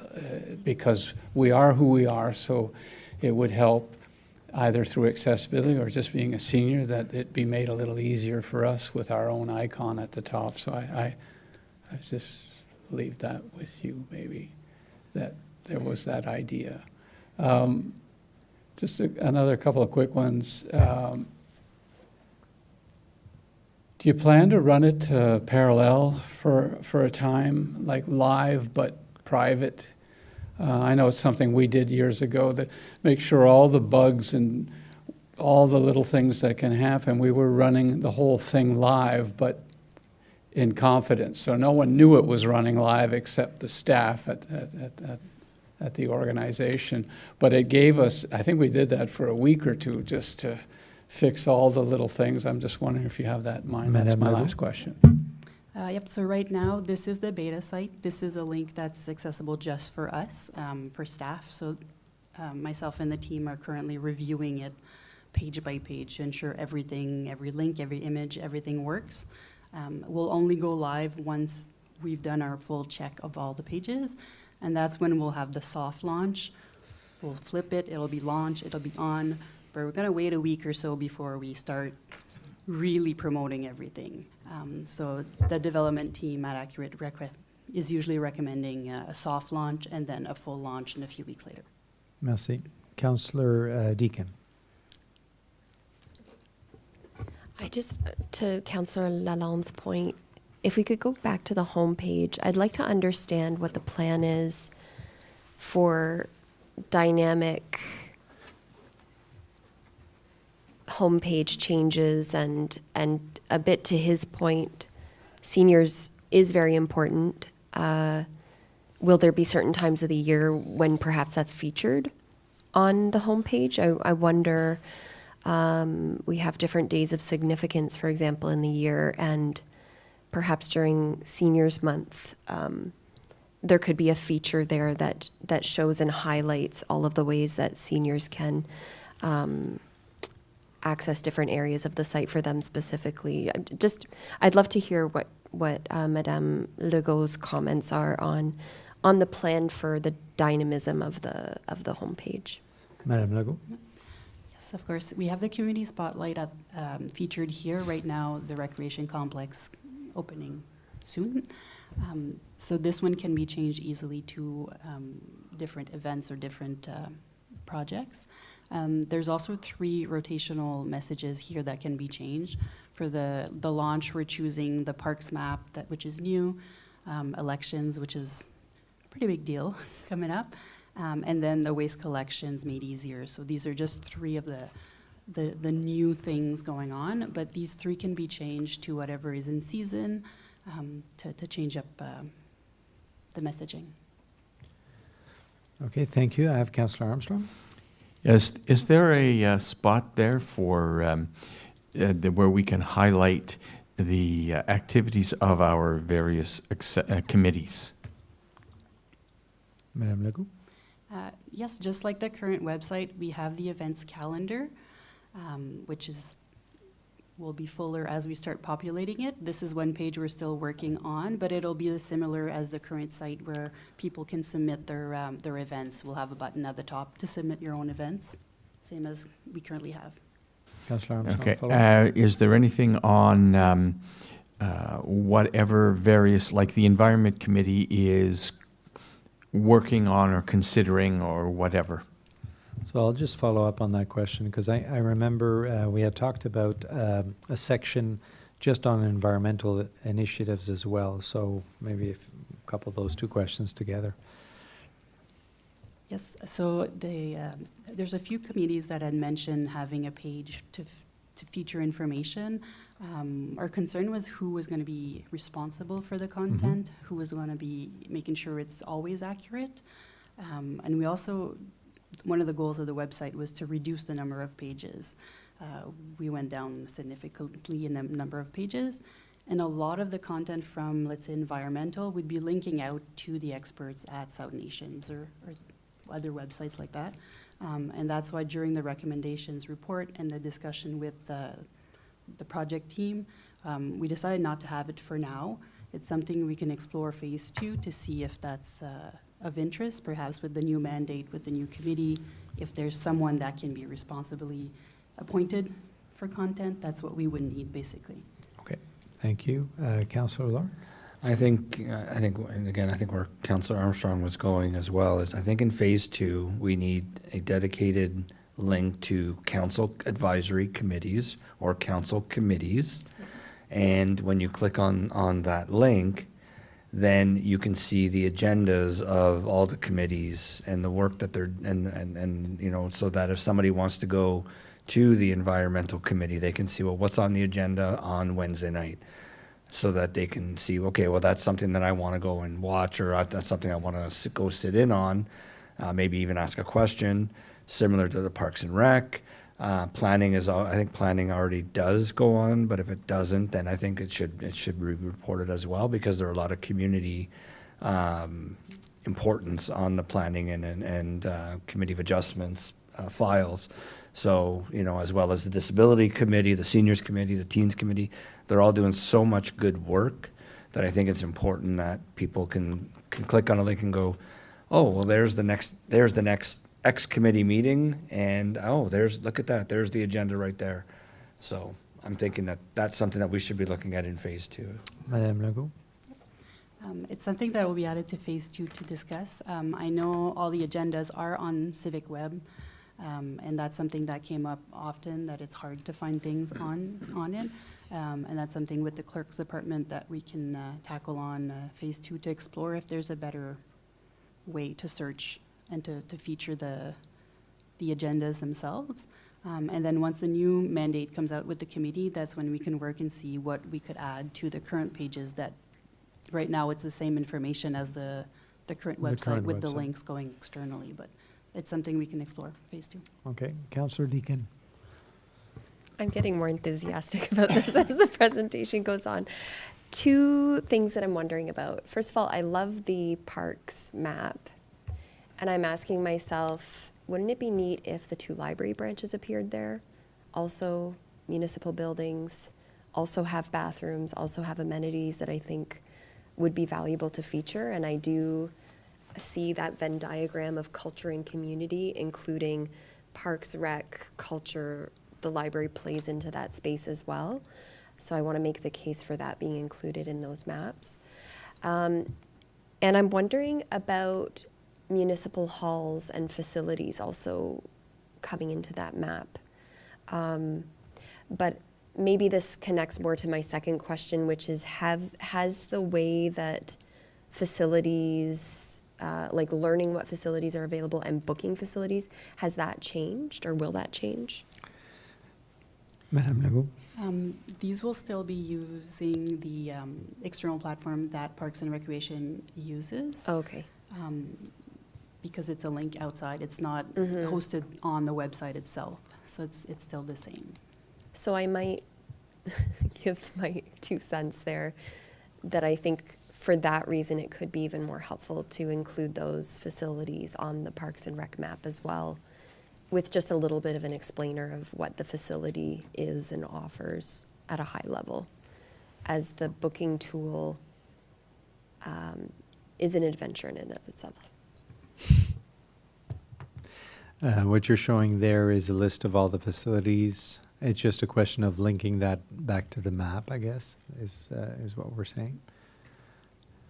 Is that, and that's a possibility, just, It's something I'm curious about, but I'd really like to see the library branches there. Yeah, I think that's that's an important piece of infrastructure accessible to all, any sort of need that a person would have, that they can be safe, use the washrooms, access water there, in addition to, of course, the core services of the libraries. yeah, thank you. I think that makes sense, noted. Any other comments? Yep, go ahead, Councillor. I apologize if I didn't hear or didn't understand clearly before, but on the subject of the civic web, and, you know, when you click in the calendar for a meeting in the Planning Advisory Committee, because a lot of my concern and comments to the developers was the horrible time getting to the meeting file. You ended up in the repository with all the dates of that committee, which is not what you asked for, because you clicked on the date of the meeting. You already know when it is. Is that fixed now? Is that linkage between the website and that other system has been corrected? Madame Legault? Yeah, the link will send you directly to Civic Web. Now, they're not. Right now, it's the same, so they haven't been updated yet. So we're still working on those pages, but it would bring you to the folder of that specific committee instead of the folder of all. So if you're in the accessibility advisory, it'll bring you to the folder of accessibility directly. Then you'll see the list of all that year. But I think if I'm on the calendar clicking on Monday, July 12th of the meeting, I should be able to just see the agenda, is what I think Councillor Lalonde is getting to. Yeah, that's what I've been praying for, yeah. So you're saying, well, at least you'll get to the committee itself, As opposed to everybody else's committee, which was a bit of a... Okay, well, I guess we can call that progress. Yes, but to note that it would be good to go directly to that particular link for that particular meeting. If it's from the calendar, certainly it makes sense. Peace to you as well, Monsieur Dagenet. C'est quoi, c'est les scouts, ça? C'est le, Je pense. non, mais je pense que ce qui est important, là, c'est que le site web, ça va être un site web vivant. Madame Legault, elle a expliqué, je pense, 3 ou 4 fois là, qu'il va y avoir une phase 2, une phase, puis peut-être même une phase 3. On a fait beaucoup de public engagement pendant la période pour recevoir le plus de feedback possible pour qu'est-ce que notre site web devrait avoir de l'air, qu'est-ce qui devrait être inclus. Donc, tout le feedback qu'on a reçu, c'est pas jeté dans le garbage après qu'on a ouvert le site. On veut, comme qu'on a dit, apporter une phase 2 qui va être expliquée pendant quand on va présenter le budget opérationnel 2027 de la municipalité. Fait qu'on va pouvoir démontrer, OK, pour 2027, on aimerait apporter ça, ça, ça, puis ça va coûter tant. Fait que c'est certain qu'on apprécie le feedback que vous nous donnez ce soir. On va rajouter ça dans la liste. Mais c'est vraiment le fun de voir que le site avance. Puis j'aimerais ça aussi féliciter Mme Legault d'être venue ici ce soir. C'est jamais facile de se présenter devant le conseil comme ça, mais c'est très apprécié. Puis vous mettez beaucoup d'heures dans ce projet-là. Je parlais au début de la rencontre ce soir que le EcoDev, c'est un one-man show. Présentement, comme c'est un one-woman show, fait que c'est le fun. On a un deuxième poste qui va ouvrir cette année en communication. Je pense qu'on est à la veille de sortir une nouvelle là-dessus. Fait que je pense que ça va aider aussi là, à pouvoir continuer à faire le day-to-day, puis aussi pouvoir travailler pour améliorer là, des outils comme notre site web. Formidable, merci beaucoup. Sur ce, d'autres commentaires? Any last minute comments? Moi j'en avais juste un. Ça serait juste posé, alors pour la phase 2, I guess, mais éventuellement, est-ce qu'on intègre AI dans ça? C'est-tu quelque chose qui s'en vient, ça aussi? Est-ce que tu parles de chatbot? Oui, c'est ça, Oui. exactement. Oui, OK. donc je crois qu'on l'a mentionné dans le rapport, le chatbot va être lancé par la suite. Les recommandations de l'équipe web, c'est vraiment de faire un soft launch du site web parce que le chatbot, comme un nouvel employé, il faut qu'on le forme. Il faut le faire. Donc, ouais, il faut ouais, vraiment absolument. qu'il y ait du temps pour apprendre notre site web. On veut s'assurer qu'il donne les bonnes réponses aussi. Ah, formidable, ouais, c'est Donc, on logique. va faire sûr qu'il donne les bonnes réponses avant de l'allumer. Ben, génial, merci beaucoup, Madame Legault, puis à toute l'équipe du One Woman Show. Un gros merci pour tout le travail, puis le fait qu'on a reçu beaucoup de feedback puis de commentaires, puis on a bien hâte de le voir au mois de mi-juillet, de voir ça. Puis on est excité de voir toute la promotion qui va en sortir aussi. Puis on va attendre pour les réponses sur le transfert des 3500, non, s'il y a moyen de le faire ou pas. Merci beaucoup, puis merci beaucoup pour votre temps pour être ici ce soir. Merci, membres du conseil, pour le feedback. Alors, on continue. On est rendu à l'item P.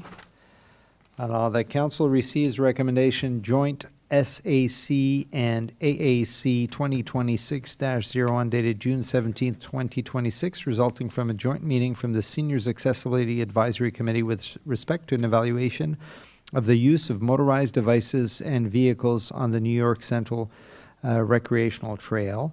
So this recommendation is from the Joint Seniors Advisory and Accessibility Committees.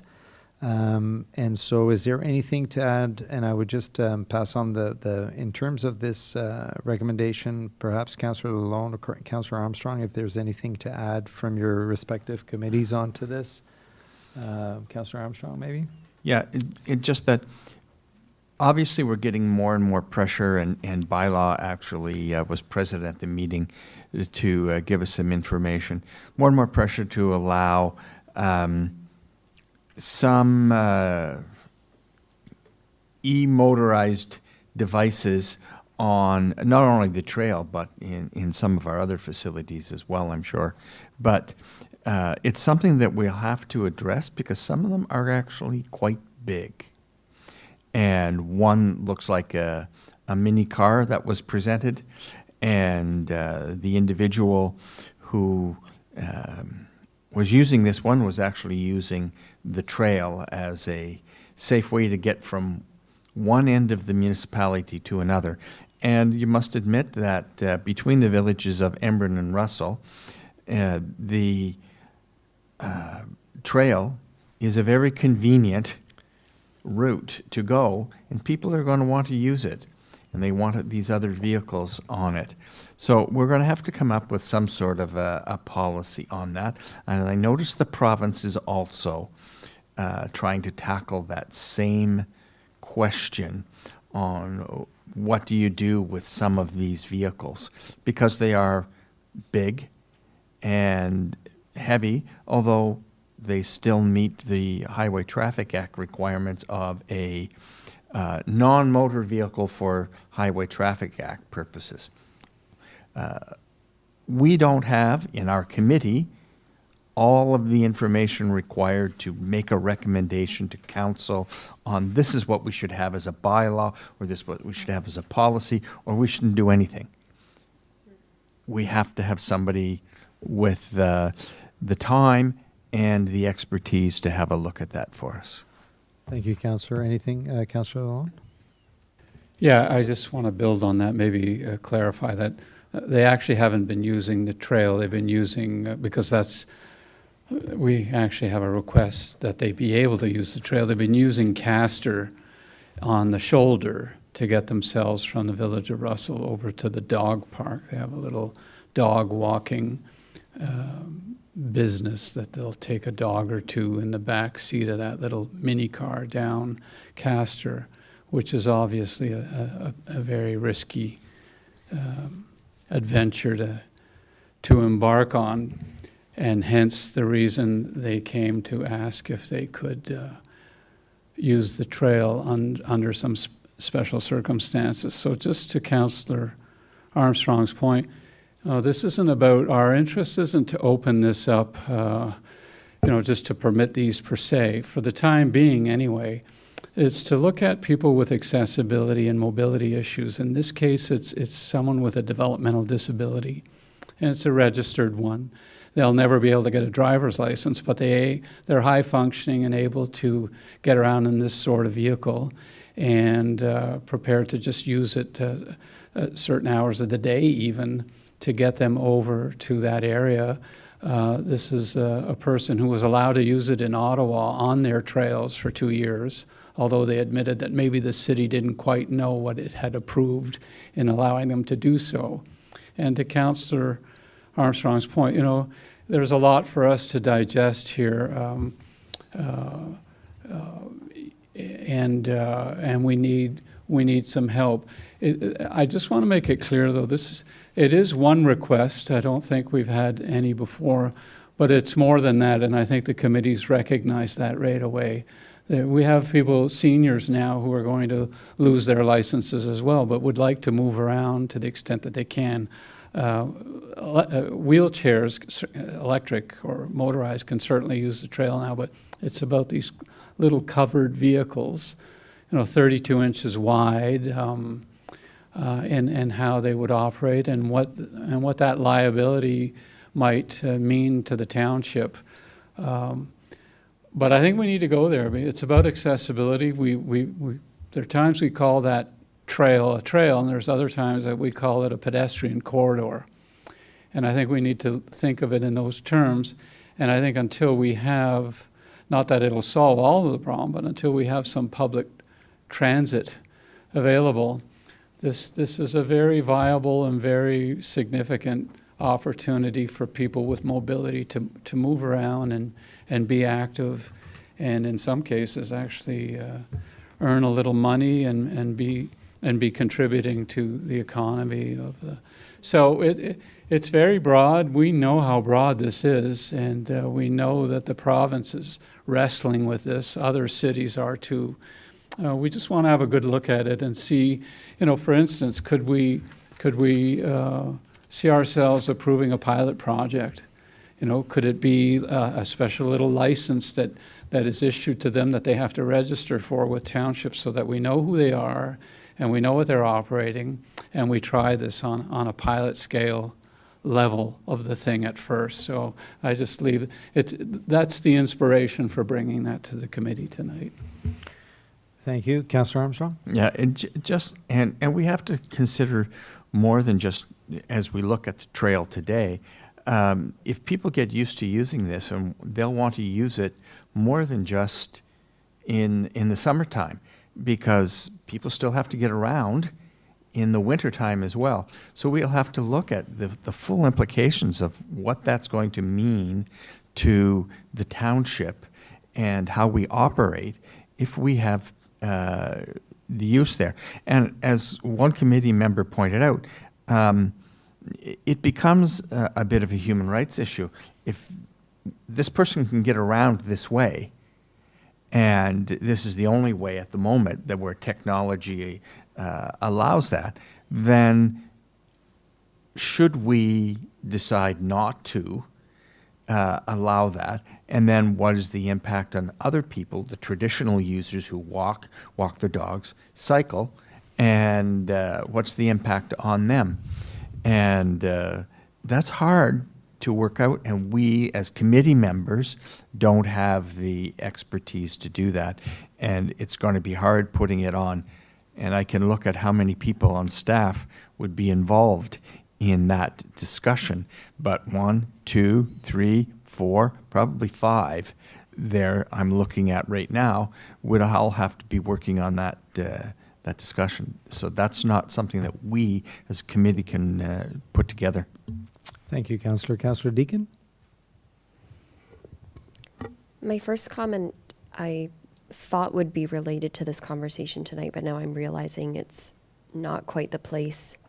But I'll just mention it quickly. I'm being contacted quite a bit now about scooters again, and teens being able to use scooters on the trail.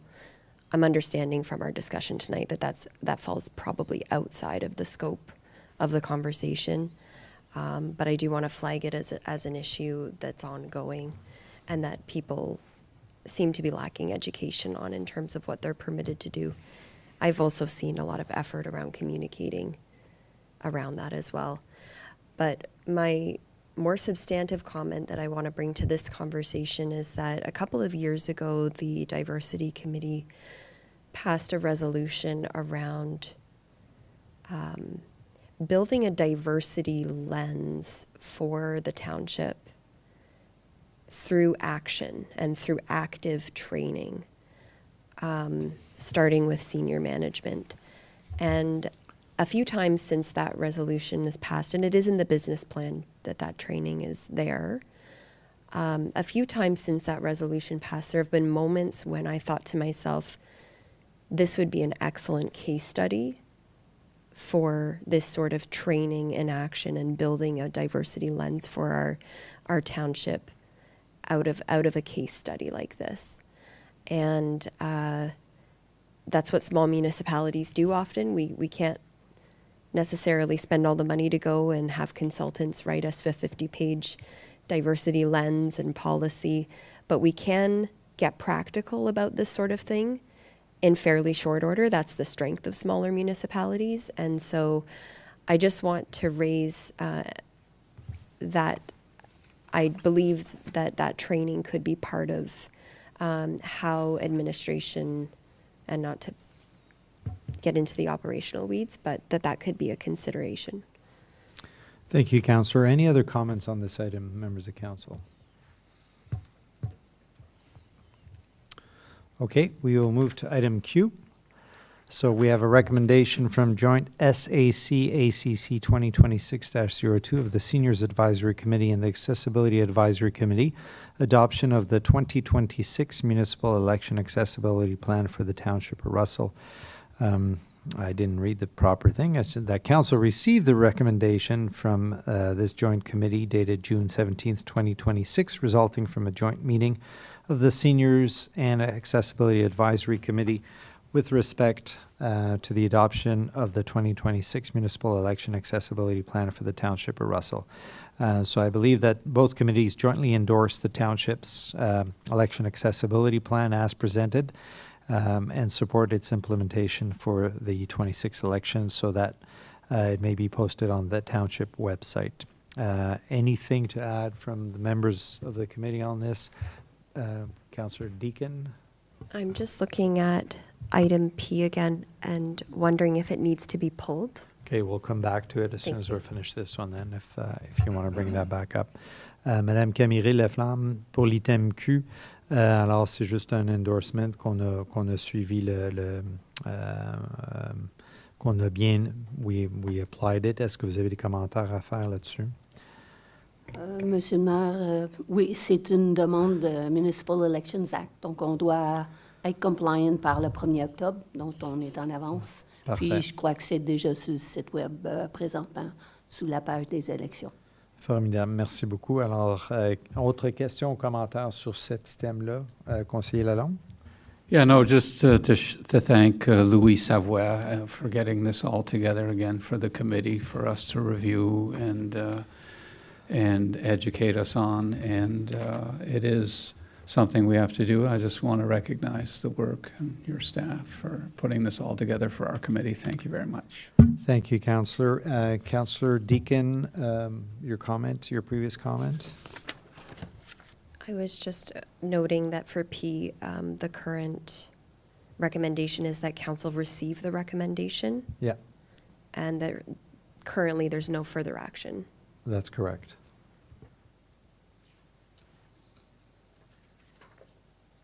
Councillor Lalonde. Just, the resolution is saying for administration to evaluate the use. So what we're trying to do, if we didn't write it out correctly, is we're trying to turn this over and get some support and guidance and advice from, in terms of evaluating that. Okay, the way it's written, I think we should pull the item to request action on that. Monsieur Godin?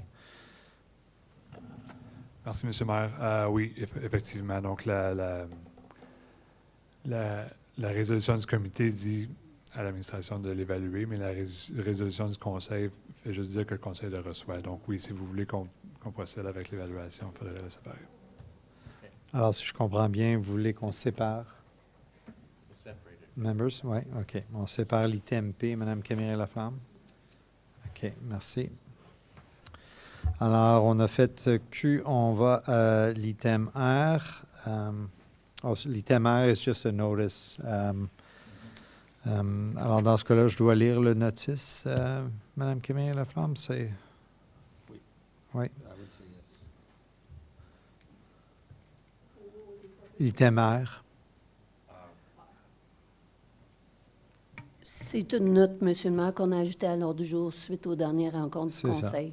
Donc, c'est juste pour faire effet aux Alors, bas là, qui ont au numéro 16. Je comprends, mais dans votre recommandation, c'est que je devrais la lire publiquement, c'est ça? Ou non, ça ne fait pas de différence? Moi, je vois pas beaucoup de différence, mais vous pouvez la lire si vous jugez que... Parce qu'on va mettre ça à chaque fois qu'on a un bylaw qui est... C'est ça. Alors, juste pour faire note, so just to note that in this particular meeting, that certain bylaws not require administrative reports, including but not limited to bylaws to exempt certain lands of part law controlling committee appointment bylaws will appear exclusively under 16 bylaws rather than under Council Item 11, reports from Department of Council and Committees. Any comments on this, members of council? Yes, or comments? Oh, okay, thank you. All right, we move to item 12, reports from an investigator or ombudsman. We have none. Item 13, notice of motion. We have none. Item 14, public questions on meeting of the day. Anybody? No. Alors, j'ai pas besoin de tout lire, hein? Bon. On tombe à l'item 15, résolution, notice of motion of June 8th, Councillor Jamie Lauren, reduction of speed on County Road 3, also known as Notre-Dame Street in Embrun. This was moved by Councillor Lauren, seconded by Councillor Deacon. We will now read the motion. Councillor Lauren, would you like to read the motion? Sure. So, just want to make sure it doesn't start on the other page. Whereas Council for the Corporation of the Township of Russell recognizes that excessive vehicle speeds present a significant public safety concern for residents, pedestrians, cyclists, school children, and motorists throughout the municipality. And whereas residents have expressed concern regarding speeding on Notre-Dame Street in Embrun between St. Thomas Road and the boat launch location east of St. Thomas Road, and whereas lower vehicle speeds have been demonstrated to improve road safety, reduce the severity of collisions, and enhance the quality of life within residential and urbanized areas, and whereas Council wishes to work collaboratively with the United Counties of Prescott-Russell to improve road safety and address community concerns regarding speeding, therefore be it resolved that Council formally requests that the United Counties of Prescott-Russell maintain the 60-kilometer-an-hour speed limit on County Road 3, also known as Notre-Dame Street in Embrun, from St. Thomas Road to just past the boat launch where the speed limit changes to 70 kilometers an hour. Thank you, Councillor. And as I mentioned, this was seconded by Councillor Deacon. And so up for discussion before we open the floor to council members and staff, I just wanted to follow up, say that I did pass on this notice of motion to our OPP acting detachment commander for review and comments on, and he expressed his full support for the motion. And so that those are my comments on that. Questions or comments from members of council or from staff on this motion? Councillor Lauren? Yeah, so two things. So one, I think it's important that that this gets done, in my opinion. The speeds that people drive by, thinking that the boat launch is right there. Yeah, you got large vehicles coming out. You got recreational vehicles pulling out, backing in. It's very difficult for them to maneuver around with the excessive speeds. There are young families that live on that street in and around there as well. So I think it's important that we look at that, and with the support of the OPP, I think now is the time that we can do that. So if we can bring this to the county council as quick as possible for resolution there, and I would hope that the mayor, as our representative, would endorse it there as well for us. I would request a registered vote. We're looking for full support from council on it, so that we have a strong message to the United Counties that we're looking at safety of our residents as a priority for our township. So, I thank you. Thank you, Councillor. Councillor Armstrong. I'd like to add that section of road is somewhat serpentine. It's just a series of curves, and there's some limited sight lines in there, and especially in times of inclement weather, it's very hard to see anything. Slowing down on that section of road is prudent. Thank you. Any other comments from members of council? Monsieur Bourgon, quelque chose à rajouter sur la résolution? Merci, Monsieur le maire. Non, pas vraiment, puis c'est un processus là, au niveau des comtés unis Prescott Russell. Absolument. Alors, sur ce, we'll take a vote on it, a registered vote. So I'll call the question. Start with Councillor Armstrong. Yes. Councillor Lauren. Yes. Councillor Deacon. Oui. Councillor Lalonde. Yes. And myself, yes, as well. Thank you. Thank you for bringing the resolution forward, Councillor Lauren.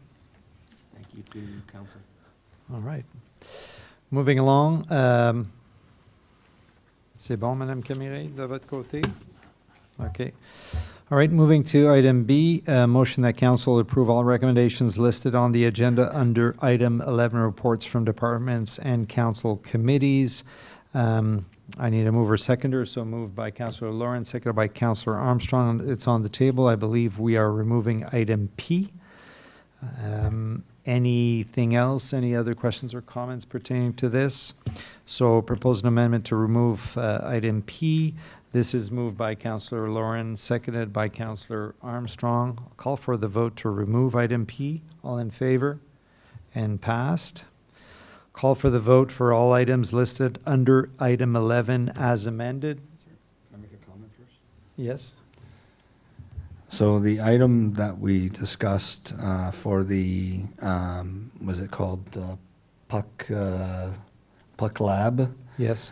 While I still have concerns, I feel that that at this point I'll go with what council decides on that matter. I'm going to vote in favor, obviously, of all the other resolutions, so I'm voting in favor of this item. I didn't want to pull it out separately, so I just wanted to say I still have concerns, and I hope that they have a proper plan in place to fully protect the residents and the people that are at their event. So. Thank you, Councillor. So I'll call for the vote now of all items listed under item 11 as amended. All in favor? And passed. Thank you very much. We'll go back to item P.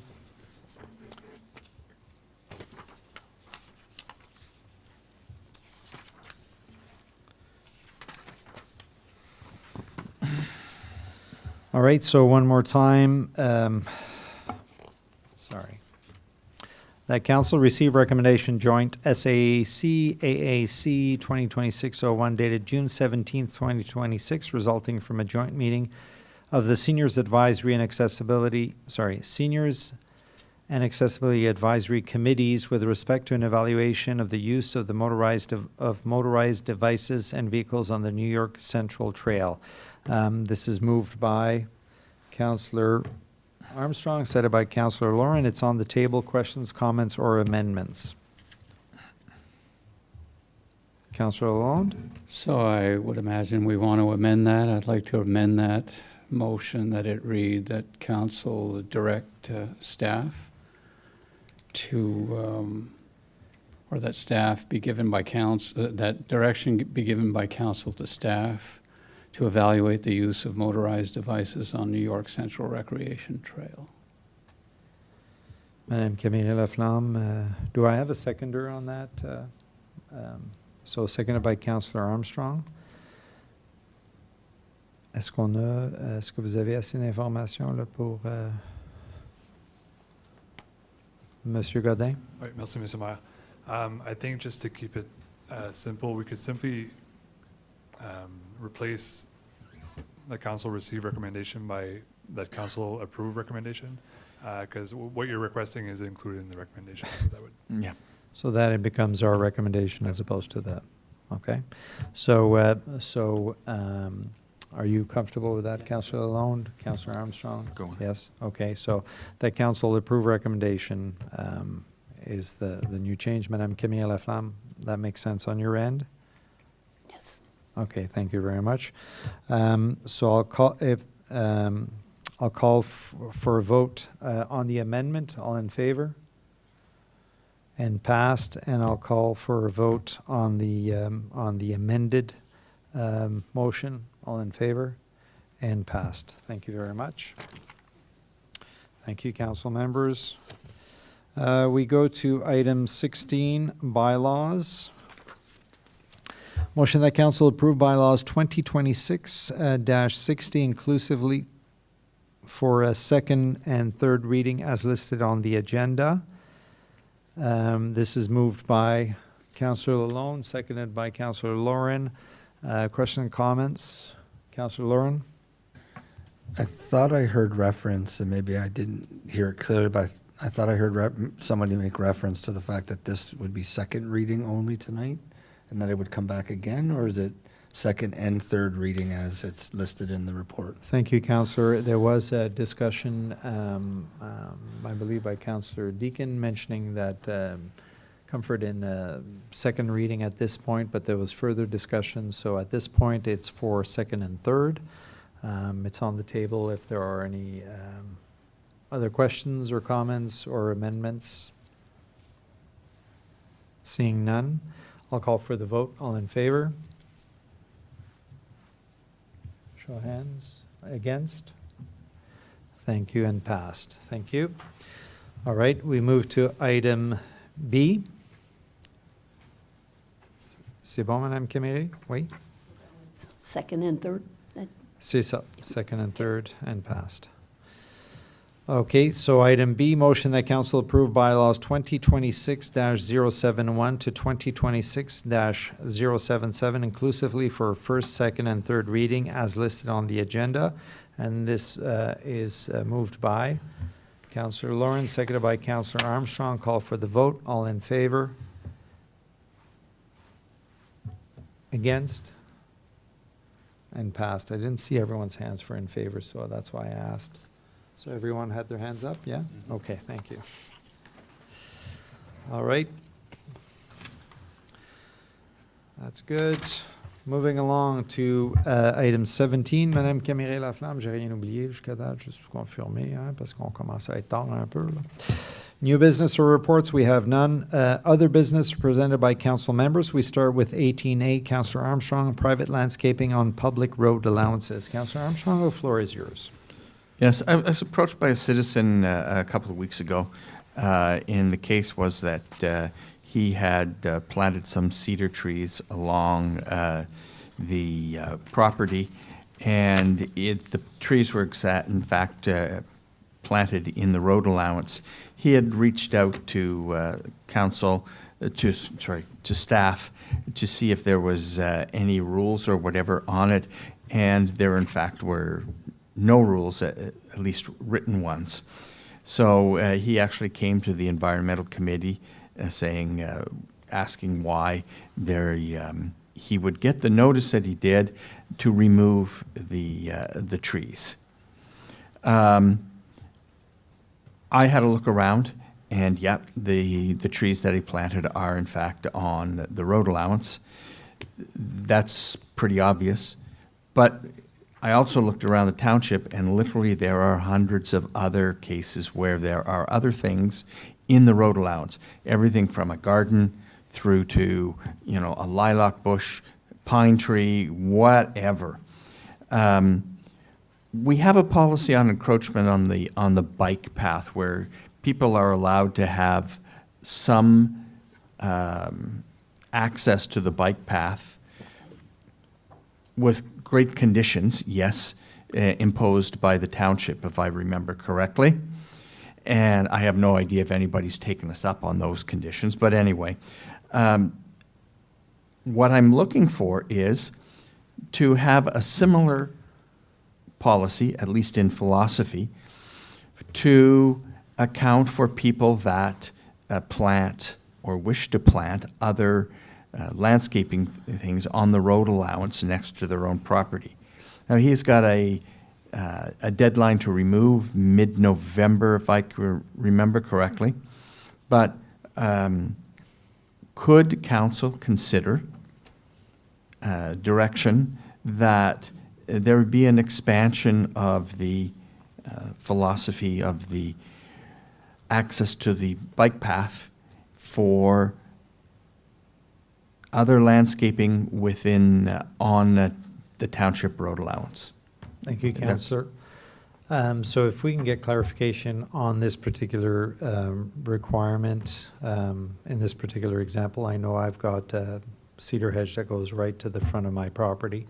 So I'm not sure, Monsieur Bourgon, Well, I perhaps. think you touch on your property. Okay.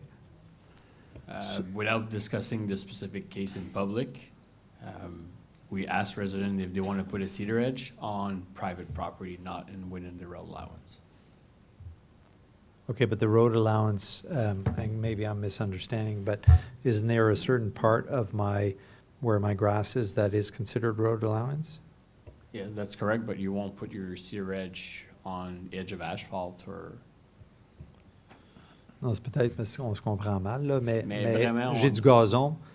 J'ai du gazon sur le road allowance, comme c'est là. Comme il y a un certain montant de chaque propriété qui est techniquement, qui appartient à la municipalité, right? Puis ça, c'est le road allowance, correct? Exactement. OK.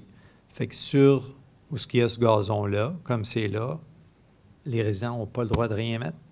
Ben, pas pour planter des arbres qui deviennent une propriété municipale par la suite. OK. Mais des cèdres, puis des fleurs, puis des petits jardins.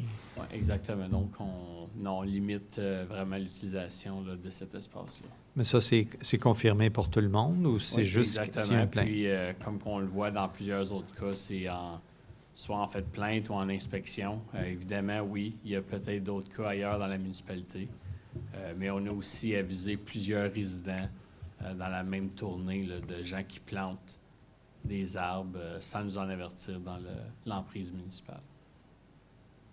OK. So we're having a discussion here based on what Councillor, Councillor Lauren, and I believe Councillor Lalonde. So I missed it from Councillor Armstrong's comments and Mr. Bourgon's comments. Is there a policy or a bylaw that restricts any utilization of that space? Well, it's not. I'll agree. It's not a clear definition, but to plant a tree, a resident will plant the tree on their own property. Okay, but here's, Like I get what you're saying. But understanding that if there is no clear policy, how do we give a notice for something that is not restricted? It's not Madame Bordeaux? It's the same thing as trespassing. You know you're not on your property, you're not supposed, it's like, it's common sense. It's not putting anything on the property. You're not gonna plant a tree on your neighbor's property. Okay, so now I'm gonna turn this around. Are you cutting my grass then in that 6 feet? Monsieur Bourgon? Are you trimming the tree that comes over in that 6 feet? I mean, It's, the trees becomes an asset that we need to maintain, that's one thing. So why would we accept stuff that are trees that are being planted on township property that we need to maintain moving forward? Is there like, it's all those things, all those other liability. So in the bylaw, does it state that if it's an asset that we won't accept it? So for example, I can't build a shed there, I can't build a physical item there, obviously. Yeah. And so I'm sure that we won't, like in the same instance that there's grass there, but I've seen some residents that put stone instead of that, like, so at what point do we enforce something or not? It seems like there is a logic there, Yeah, well, we tried, sorry to interrupt, but we there's also the safety factor as well. That's the other part that we try to evaluate within our allowance. So it's based on a complaint and then based on the logic, some sort of a logical approach, is that correct? Yes, that's correct. Okay, just follow up, Councillor Lauren. so how do we enforce? We give a notice to say, you remove it, or we're gonna remove it? That's what, Is that- and in some cases, yes, we ask the resident just simply move your new plantation back on your property.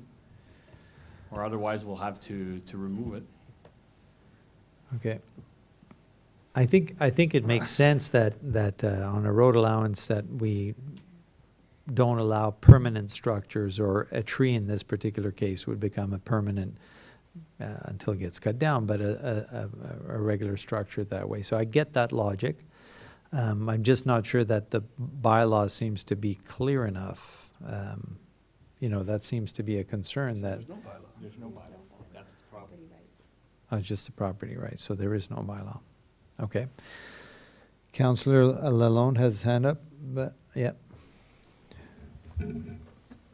Yeah, so I would certainly support the idea of developing a bylaw for this. I'm going to be careful how I describe situations or events or conditions that I've noted in the village of Russell. But so we have people that have decided that they'd rather plant the hedge on the outside of their property line so that they can retain more of their front yard on their side of the property line. So the hedge goes, let's say, on the other side, and then the hedge grows. Now this hedge is all the way out over the sidewalk, almost to the other side of the sidewalk, and there's no maintenance or upkeep being performed on it. It's almost as if, in some cases, they may have just abandoned the idea of the thing. So it's one thing to grow a cedar hedge, but there are instances in the village where there are 10, 12-foot high hedges. There's instances where we have the accesses from subdivisions to go onto the trail where residents had put a hedge inside their fence line that is now 2 feet outside their fence line. And with both sides having done it, the access, which used to be, I think, 7 feet, is down to 3 feet. And in another year, it'll be down to 2 feet. You'll only be able to pass one person through there. Again, this is about maybe taking some freedoms, a little like what we've been dealing with on the nature trail. That this is not your property, but you've decided to put the hedge on the other side of your fence because you want to keep the maximum amount of footprint on your property. But it's caused, so now residents are having to complain in some cases, which they've done. And because it's complaint-based, township has to come. I've seen them come and cut down with a chainsaw. They've had to, some hedges that have grown past the easement and now out onto the sidewalk. So it's probably time for a bylaw to say, listen, this is your property and you're entitled to do on it what you wish, but on the other side of it, it's an easement or it's townships and you shouldn't be putting anything there. Yeah, I think. Rather I than think- leaving it up to residents to have to file complaints so that township can come out and then putting all the weight of that on the resident rather than through a bylaw. Yeah, I think as Councillor Deacon mentioned, though, the property rights piece is just by default is a good enough, I think, argument, saying that it's not their property technically. Councillor Deacon? I planted some hedges on my property a few years ago, and I'm going to look up what the road allowance is where I am and go and measure tomorrow. And if it's closer, then I'm going to be accountable for making sure that I address that issue. So just speaking from a personal perspective, that's how I'm hearing that specific case. I want to talk about committee work, though, and policy, and Councillor Armstrong raised the question of the encroachment along the trail and the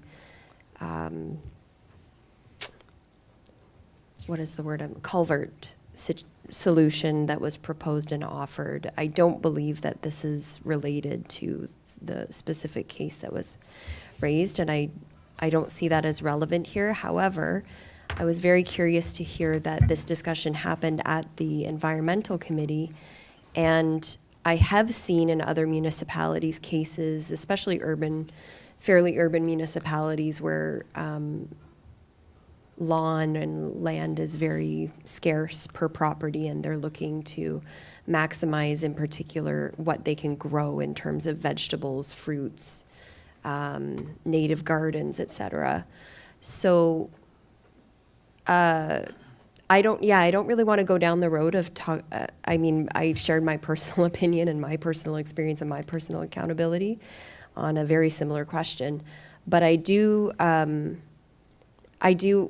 wonder and perhaps encourage the committee to look at that issue, which could become something that that comes more to the fore in our community as well, in terms of what they're allowed to grow on boulevards or in the road allowance, in terms of, not large permanent trees, but other sorts of things that they would be permitted to do. That, to me, would fall right into the scope of that committee. And I'm just curious, because I wasn't at that committee myself, what did the committee say about that? Like, I understand that, Councillor Armstrong, you're bringing it tonight through you, Mr. Mayor, but this was a question that was brought to committee.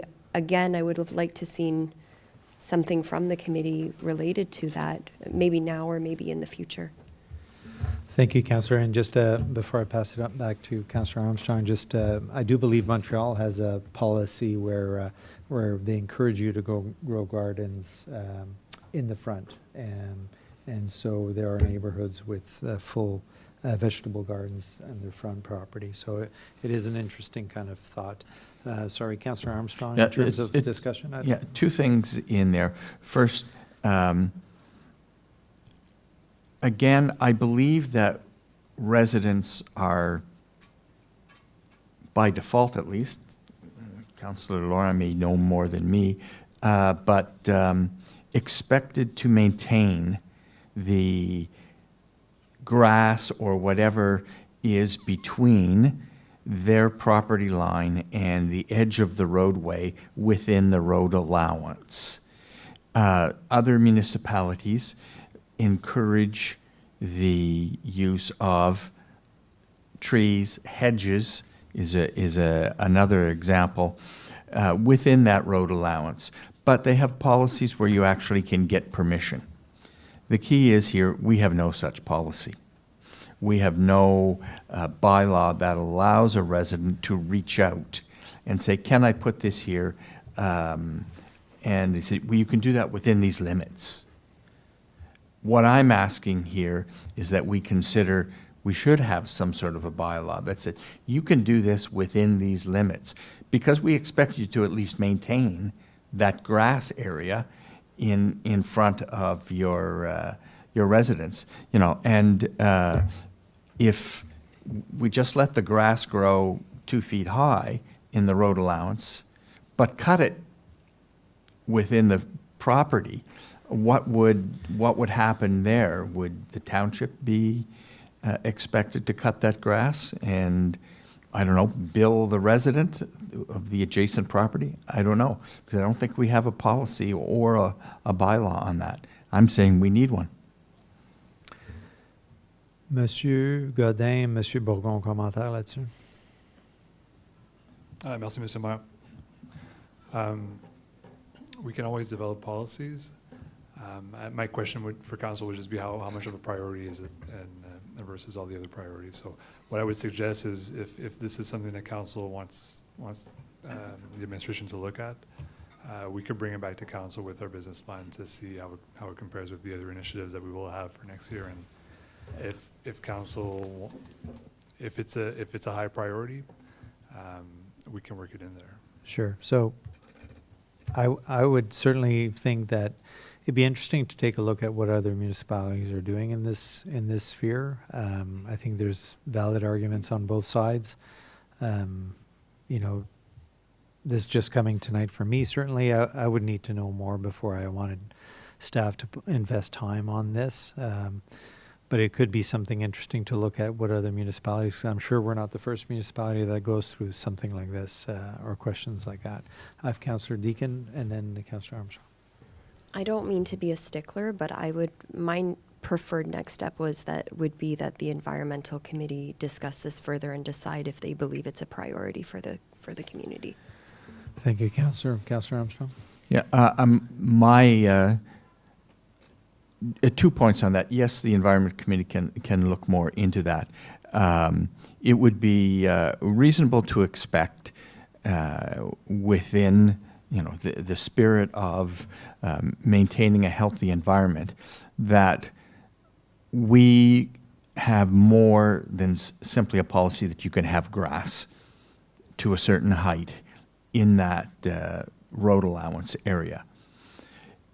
We should be able to do more than just have simple grass, but agreed that it should have some limits to it.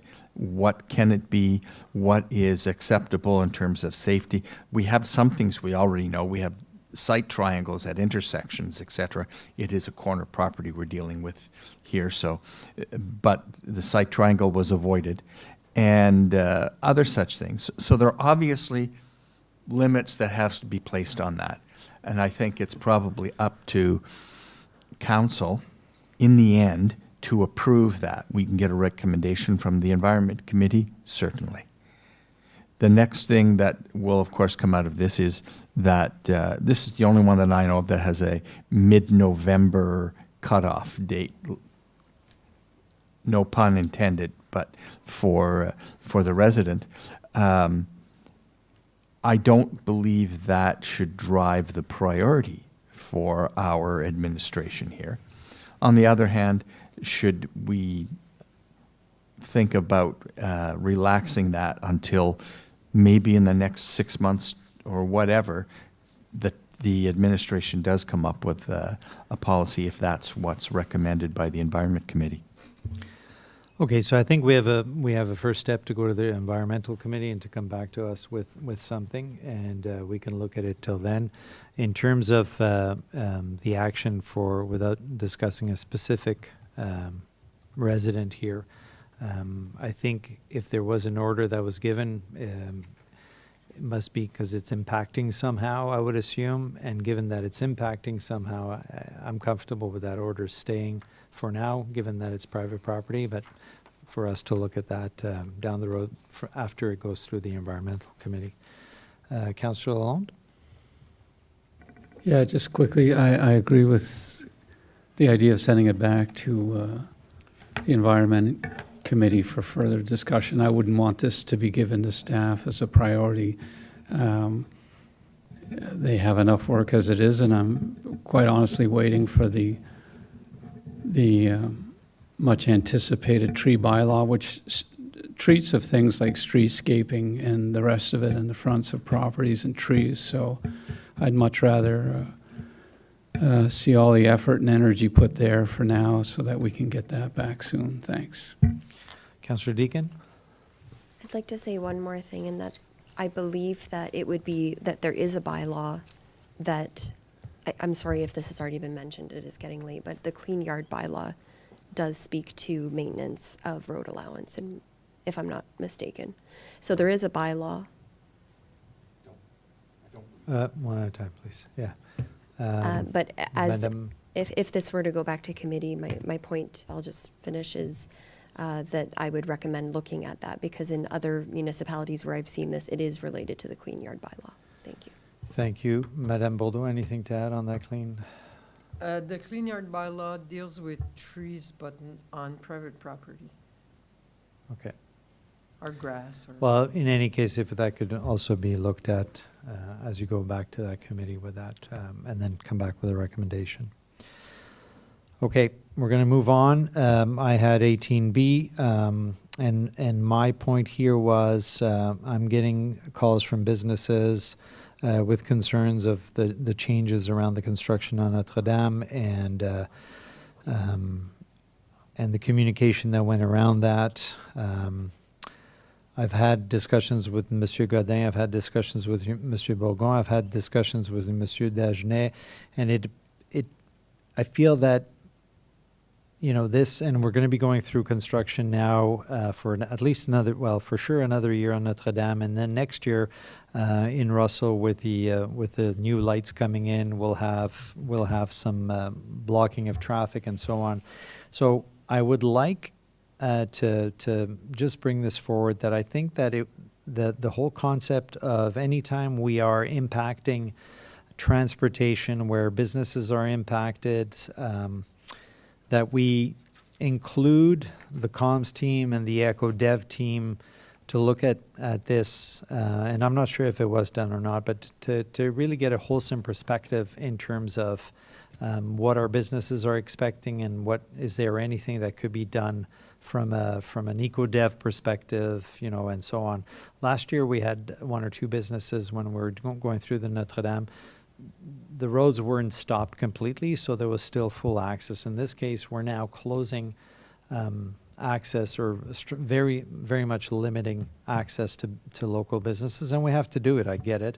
But I'm just stating that if we would have had at the table when this was happening, the comms department and Eco Dev teams, maybe we could have come up with different solutions or processes. And so I'm just kind of throwing that out there in terms of something that, to improve the way that we move forward, given that we are going to be going through this construction. So that's my 2 cents. I'll give it to Councillor Armstrong and then Councillor Deacon. Mr. Mayor, I have to jump in and defend our infrastructure department here. There was an open house for businesses, specifically for businesses, on the construction on Notre Dame. In March. In March. I think it was 9 or 11 businesses out of all of the ones on Notre Dame showed up. Yeah.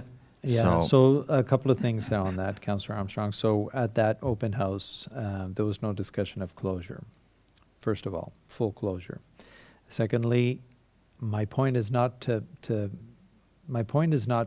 say that we did something wrong at infrastructure. My point is that I think that when we're having an impact on local businesses, that the Eco Dev department should also be involved, so we can get our 2 cents from that aspect to it. And maybe the comms department should be involved in terms of ensuring that communication, is what's our strategy, what's our plan to communicate that.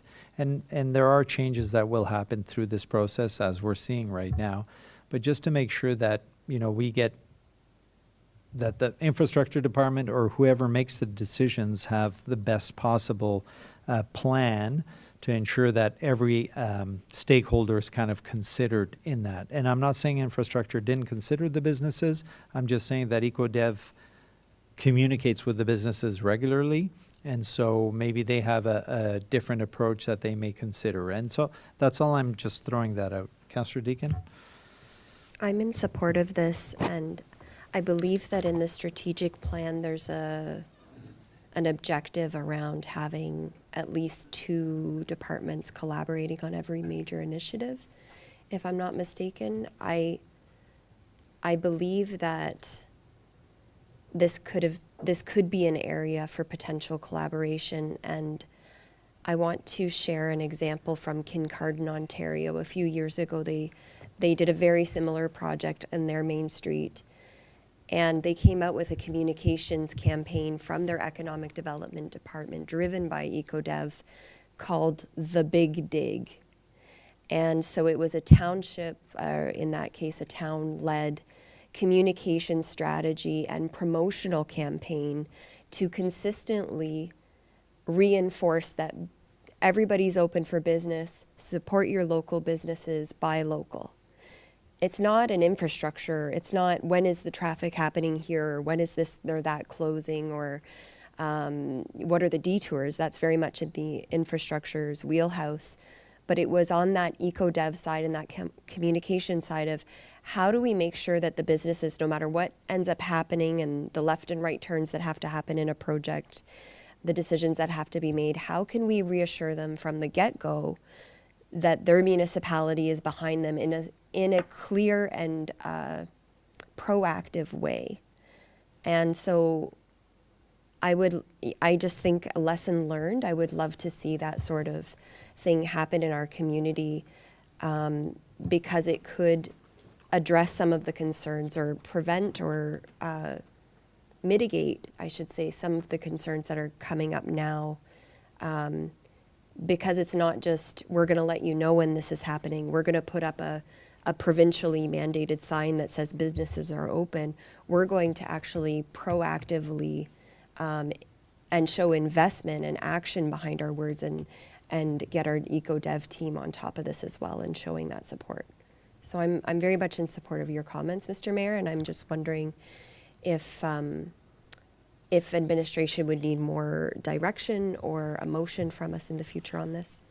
Monsieur Godin, Monsieur Dagenet? Now, there's been mention that the EcoDev team was not part of the communication. We did partner up with the infrastructure team to do the communication. I think was done in March, maybe even, was it February, March? So the EcoDev team was part of that. Did we continue following up? I don't believe so. So I like the ideas that are being suggested. I think it's a team effort, but I don't want to throw the infrastructure team under the bus here, because we were also part of the discussion at the start. I was made aware this morning that there was some complaints, so we are gonna meet with these businesses, and we'll see what we can do. If in the future there's more information, we should communicate better the plan. I agree. We'll discuss but there's a lot of moving parts here, and to say that they weren't aware, like Councillor Armstrong said, there was Yeah, but let's not go there. This was March I'm just 19th, saying yeah. In they're March, aware they're aware there's construction on the Notre Dame, so everybody is in a position where that's gonna affect their businesses. So I think we will go and do some case-by-case discussion with them. We'll see what we can do. écoute, merci beaucoup, Monsieur Dagenet. Moi, je veux juste confirmer, c'est pas parce que je cherche à aller mettre quelqu'un en dessous d'un autobus ou un département en dessous d'un autobus. Mon idée, c'est qu'on a beaucoup de développement qui s'en vient pour continuer. On a des leçons qu'on peut apprendre de ça. Mais je veux juste m'assurer que ça fait partie des leçons qu'on apprend. C'est de travailler tout le monde ensemble pour pouvoir voir, tu sais, la vue du commerçant comme tel. Je pense que EcoDev va avoir a better pulse on the local business and specific issue that particular business may have versus infrastructure that's focused on the infrastructure, and rightfully so focused on the infrastructure. And again, my point is not to put you on the defensive, Mr. Bourgon. That has nothing to do with it at all tonight. It's just that we have a lot more work coming up. Russell is a perfect example. Next year will be the big dig in Russell probably next year in terms of a couple of intersections. So I just want to make sure that that we are being as proactive as possible for that and for our residents. And again, going back to March, what was presented in March at the open house, I was at the open house, was a great presentation and it was a good start. But then there was last week an announcement saying that the roads are closing, and when businesses try to get more details, there was unclear of the details. And today, I have businesses now. I have 2 more businesses that reached out to me, and I'm assuming that's what it's about. And so again, they were. Now I know I'm comfortable that everyone was communicated last week. But again, it's just, the point is, I think there's opportunities here. That's all. Again, that's my point. Monsieur Bourgon? Simplement ajouter, sans aller plus en détail, que tous les commerçants ont reçu plusieurs communications directement à eux depuis le début de la construction. Puis aussi, ils ont l'information de notre coordonnateur en développement économique pour qu'il y ait cette ligne de communication-là établie à tout moment. Donc, il y a cet outil-là qu'on a établi du début, puis même l'an dernier également. Juste pour rassurer le conseil qu'on a mis tous les différents commerçants en contact dès le début avec notre employé ici là, au développement économique. OK, merci. Monsieur Godin? Oui, merci, M. le maire. Je veux juste aussi mentionner qu'on apprécie les commentaires des membres du conseil, puis on va les prendre en considération. Puis oui, on travaille beaucoup en équipe, mais je pense qu'on peut toujours travailler mieux en équipe aussi. Puis les questions de communication pour des projets complexes de même, ça peut être compliqué, puis ça peut être difficile. Mais il y a toujours, comme tu dis, il y a toujours des leçons à apprendre, puis on va apprendre de ça aussi. Merci beaucoup. Merci beaucoup aux membres du Conseil. On va continuer. Alors, 19 public consultations, hearing none, announcements. With the time pressing, I just want to highlight, under 20A, we have Meet Me on Main Street, July 9th, from 5 p.m. to 8 p.m. at Yahoo Park and the surrounding area. Looking forward to that and seeing all the participation of the different departments as we've done in the past, so that's exciting. I also want to point out that we do have a Meet Me in Marionville on July 15th, also, a few other reminders. I think a reminder that the Ag Society and the Russell Lions Club will be hosting Canada Day celebration. June 30th, there's a bash at 6:30, and July 1st from 9 a.m. with a free pancake breakfast until 10 p.m. with fireworks. A big thank you to them for their continued collaboration in highlighting Canada Day. I want to send out a special thanks to Councillor Lalonde. You look surprised. But a special thank you to Councillor Lalonde, who will attend the St. Thomas Aquinas and Russell High School graduation this week in my place, as I had a scheduling conflict. Thank you very much for doing that. On June 18th, Councillor Armstrong, Lalonde, and Deacon and myself attended the 75th anniversary for 75th anniversary for Sainte-Thérèse d'Avila School in Marionville. And we were also accompanied by Councillor Isabelle Skalski from Ottawa that was there. And we had the pleasure of also including Monsieur Picot-Dagenet, who was there as a former graduate of the school, highlighting his experiences with the school and with his experiences in national sport. I've also had the opportunity on June 13th, the Emblem Optimist Lobster Fest was a great fundraising event by the Optimists every year. On June 10th, Councillor Deacon and myself attended the Fire Services Special Friends Day. A big thank you, Chief, to all your team at the Fire Services, all the volunteers. This particular event really highlights the great collaboration, because not only are we talking about fire services, obviously we had all first responders, but we also had other municipalities involved and schools going outside of the municipalities that were sending students as well. So a great leadership example for our community. So please pass on our gratitude to all the organizers that are involved in that. Very much appreciated. And then, Monsieur Dagenet, to everybody on your team, le 5 à 7 du 9 juin était un gros succès aussi.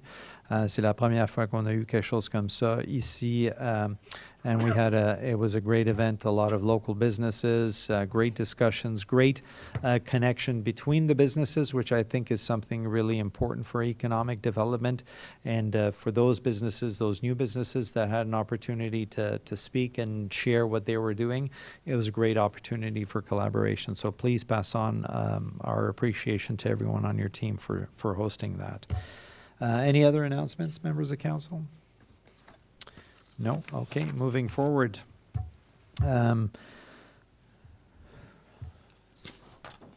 Strategic discussion. Do we need a break before the strategic discussion? Members of council? How long is the strategic discussion going to be?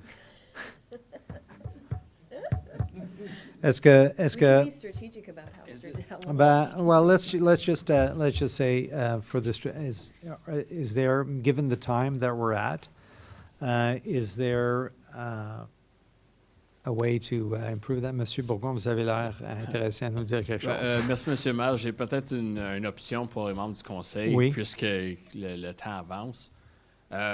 On a partagé 3 questions ou 3 thèmes pour avoir la vision des membres du conseil. So maybe council members could submit some answers to the administration, and we'll be able to transfer them in writing, so we'll be able to flip them to our consultant that can gather the council's vision. Donc, ça pourrait être une façon de faire, nous envoyer à l'administration les réponses votre vision par écrit. On pourrait le transmettre au conseil. Merci. There may be issues around transparency and pertaining to that, Madame Camille Laflamme? No? No? I have Councillor Lauren. Is it a pressing issue that needs to be dealt with in the next 2 months? Or is it something that I think we have a special meeting in August that we're looking at? Can we defer till then? Monsieur Bourgon? It could be deferred. Our intention to have the discussion tonight was to kick off our feasibility study, and we have all our resident consultation throughout the next 2 or 3 months. And so that way the consultant can start working on the report this fall. Donc c'était l'idée d'avoir la discussion ce soir pour commencer l'évaluation du consultant avec la vision du conseil. Okay. Alors, there are no issues if, from a council perspective and transparency perspective, to send in our thoughts on that, Monsieur Godet? Merci, Monsieur Maire. I don't think there's any issues there. It's the benefit of having it as a strategic discussion with council is to be able to have that dialogue and back and forth. But as we can see with other projects, I mean, the project framework that was presented earlier by 2B for the master planning, there are plans to have some one-on-one interviews with council members individually. So this would be the equivalent if we're obtaining individual input from council. So at the risk of spending time discussing whether we defer this or not, just a quick point, Councillor Deakin, then Councillor Armstrong, then we'll decide if we want to defer or not. Can I be reminded of the rules of procedure around the length of the council meeting? Sure, Madame Camille Laflamme, on doit à 11 heures. Oui, on a un curfew à 11 heures. Donc, if council wants to go further than 11, we have to pass a resolution just before 11, and we need 2/3 of the vote from the members to continue the meeting Yeah. with the rest of the agenda. My preference would be to proceed and to see if we need to use that resolution later. We still have a closed session, and yeah, just keep that in mind. So other members of council on that, Councillor Armstrong, sorry, you were there. Might I suggest we do a hybrid, that we answer the questions, have them all, and then have them all gathered together, and then have a verbal discussion at our Tentative meeting? tentative meeting early in August? Monsieur Bourgon, est-ce que ça marcherait? Ça fonctionne de mon côté. Est-ce Est-ce qu'il y aurait un donne impact? quand même un peu d'informations à partager avec notre consultant. OK. Fait que ça réduirait pas la valeur de l'information comme telle? Non, je crois pas. Je pense que ça va peut-être, de cette façon-là, peut-être que les questions ou comment on oriente la discussion à la prochaine rencontre va peut-être différer un petit peu. Donc, peut-être ça aurait un peu de valeur à ce moment-là aussi. Monsieur Godin, Madame Laflamme, Camille Laflamme, pardon. Si les membres de conseil répondent par courriel, est-ce que c'est quelque chose qui est partagé avec tous les membres de conseil? Est-ce que c'est permis, ça? Disons, si moi je réponds aux questions et je copie tous les membres du conseil, du moment qu'on ne commence pas une discussion, c'est correct? Mr. Mayor, may I suggest that the responses to the questions just be shared at or as part of the agenda for the special meeting, and then we'd avoid any questions of whether we're having an That's illegal fair, 'cause it can council meeting. influence, yeah, that's fair. Okay, we could do it that way and then just aggregate the information or even separate it, it doesn't matter, yeah. Okay, Councillor Deacon, you still wanted to have the discussion? No, without putting you on the spot, but it just... I'm just thinking of the teen committee who have, put the motion forward to have the strategic discussion a couple of years ago. So I'm eager, but I understand that the time is late, and I respect that. Thank you. So I think we have a plan moving forward. Any other comments on that? So we will defer this until our possible meeting in August, the first possible meeting in August. Aye.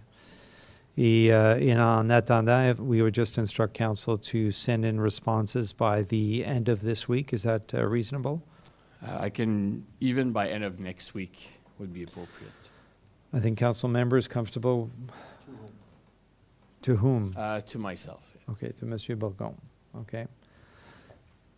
Everyone comfortable with that, members of council? Yeah?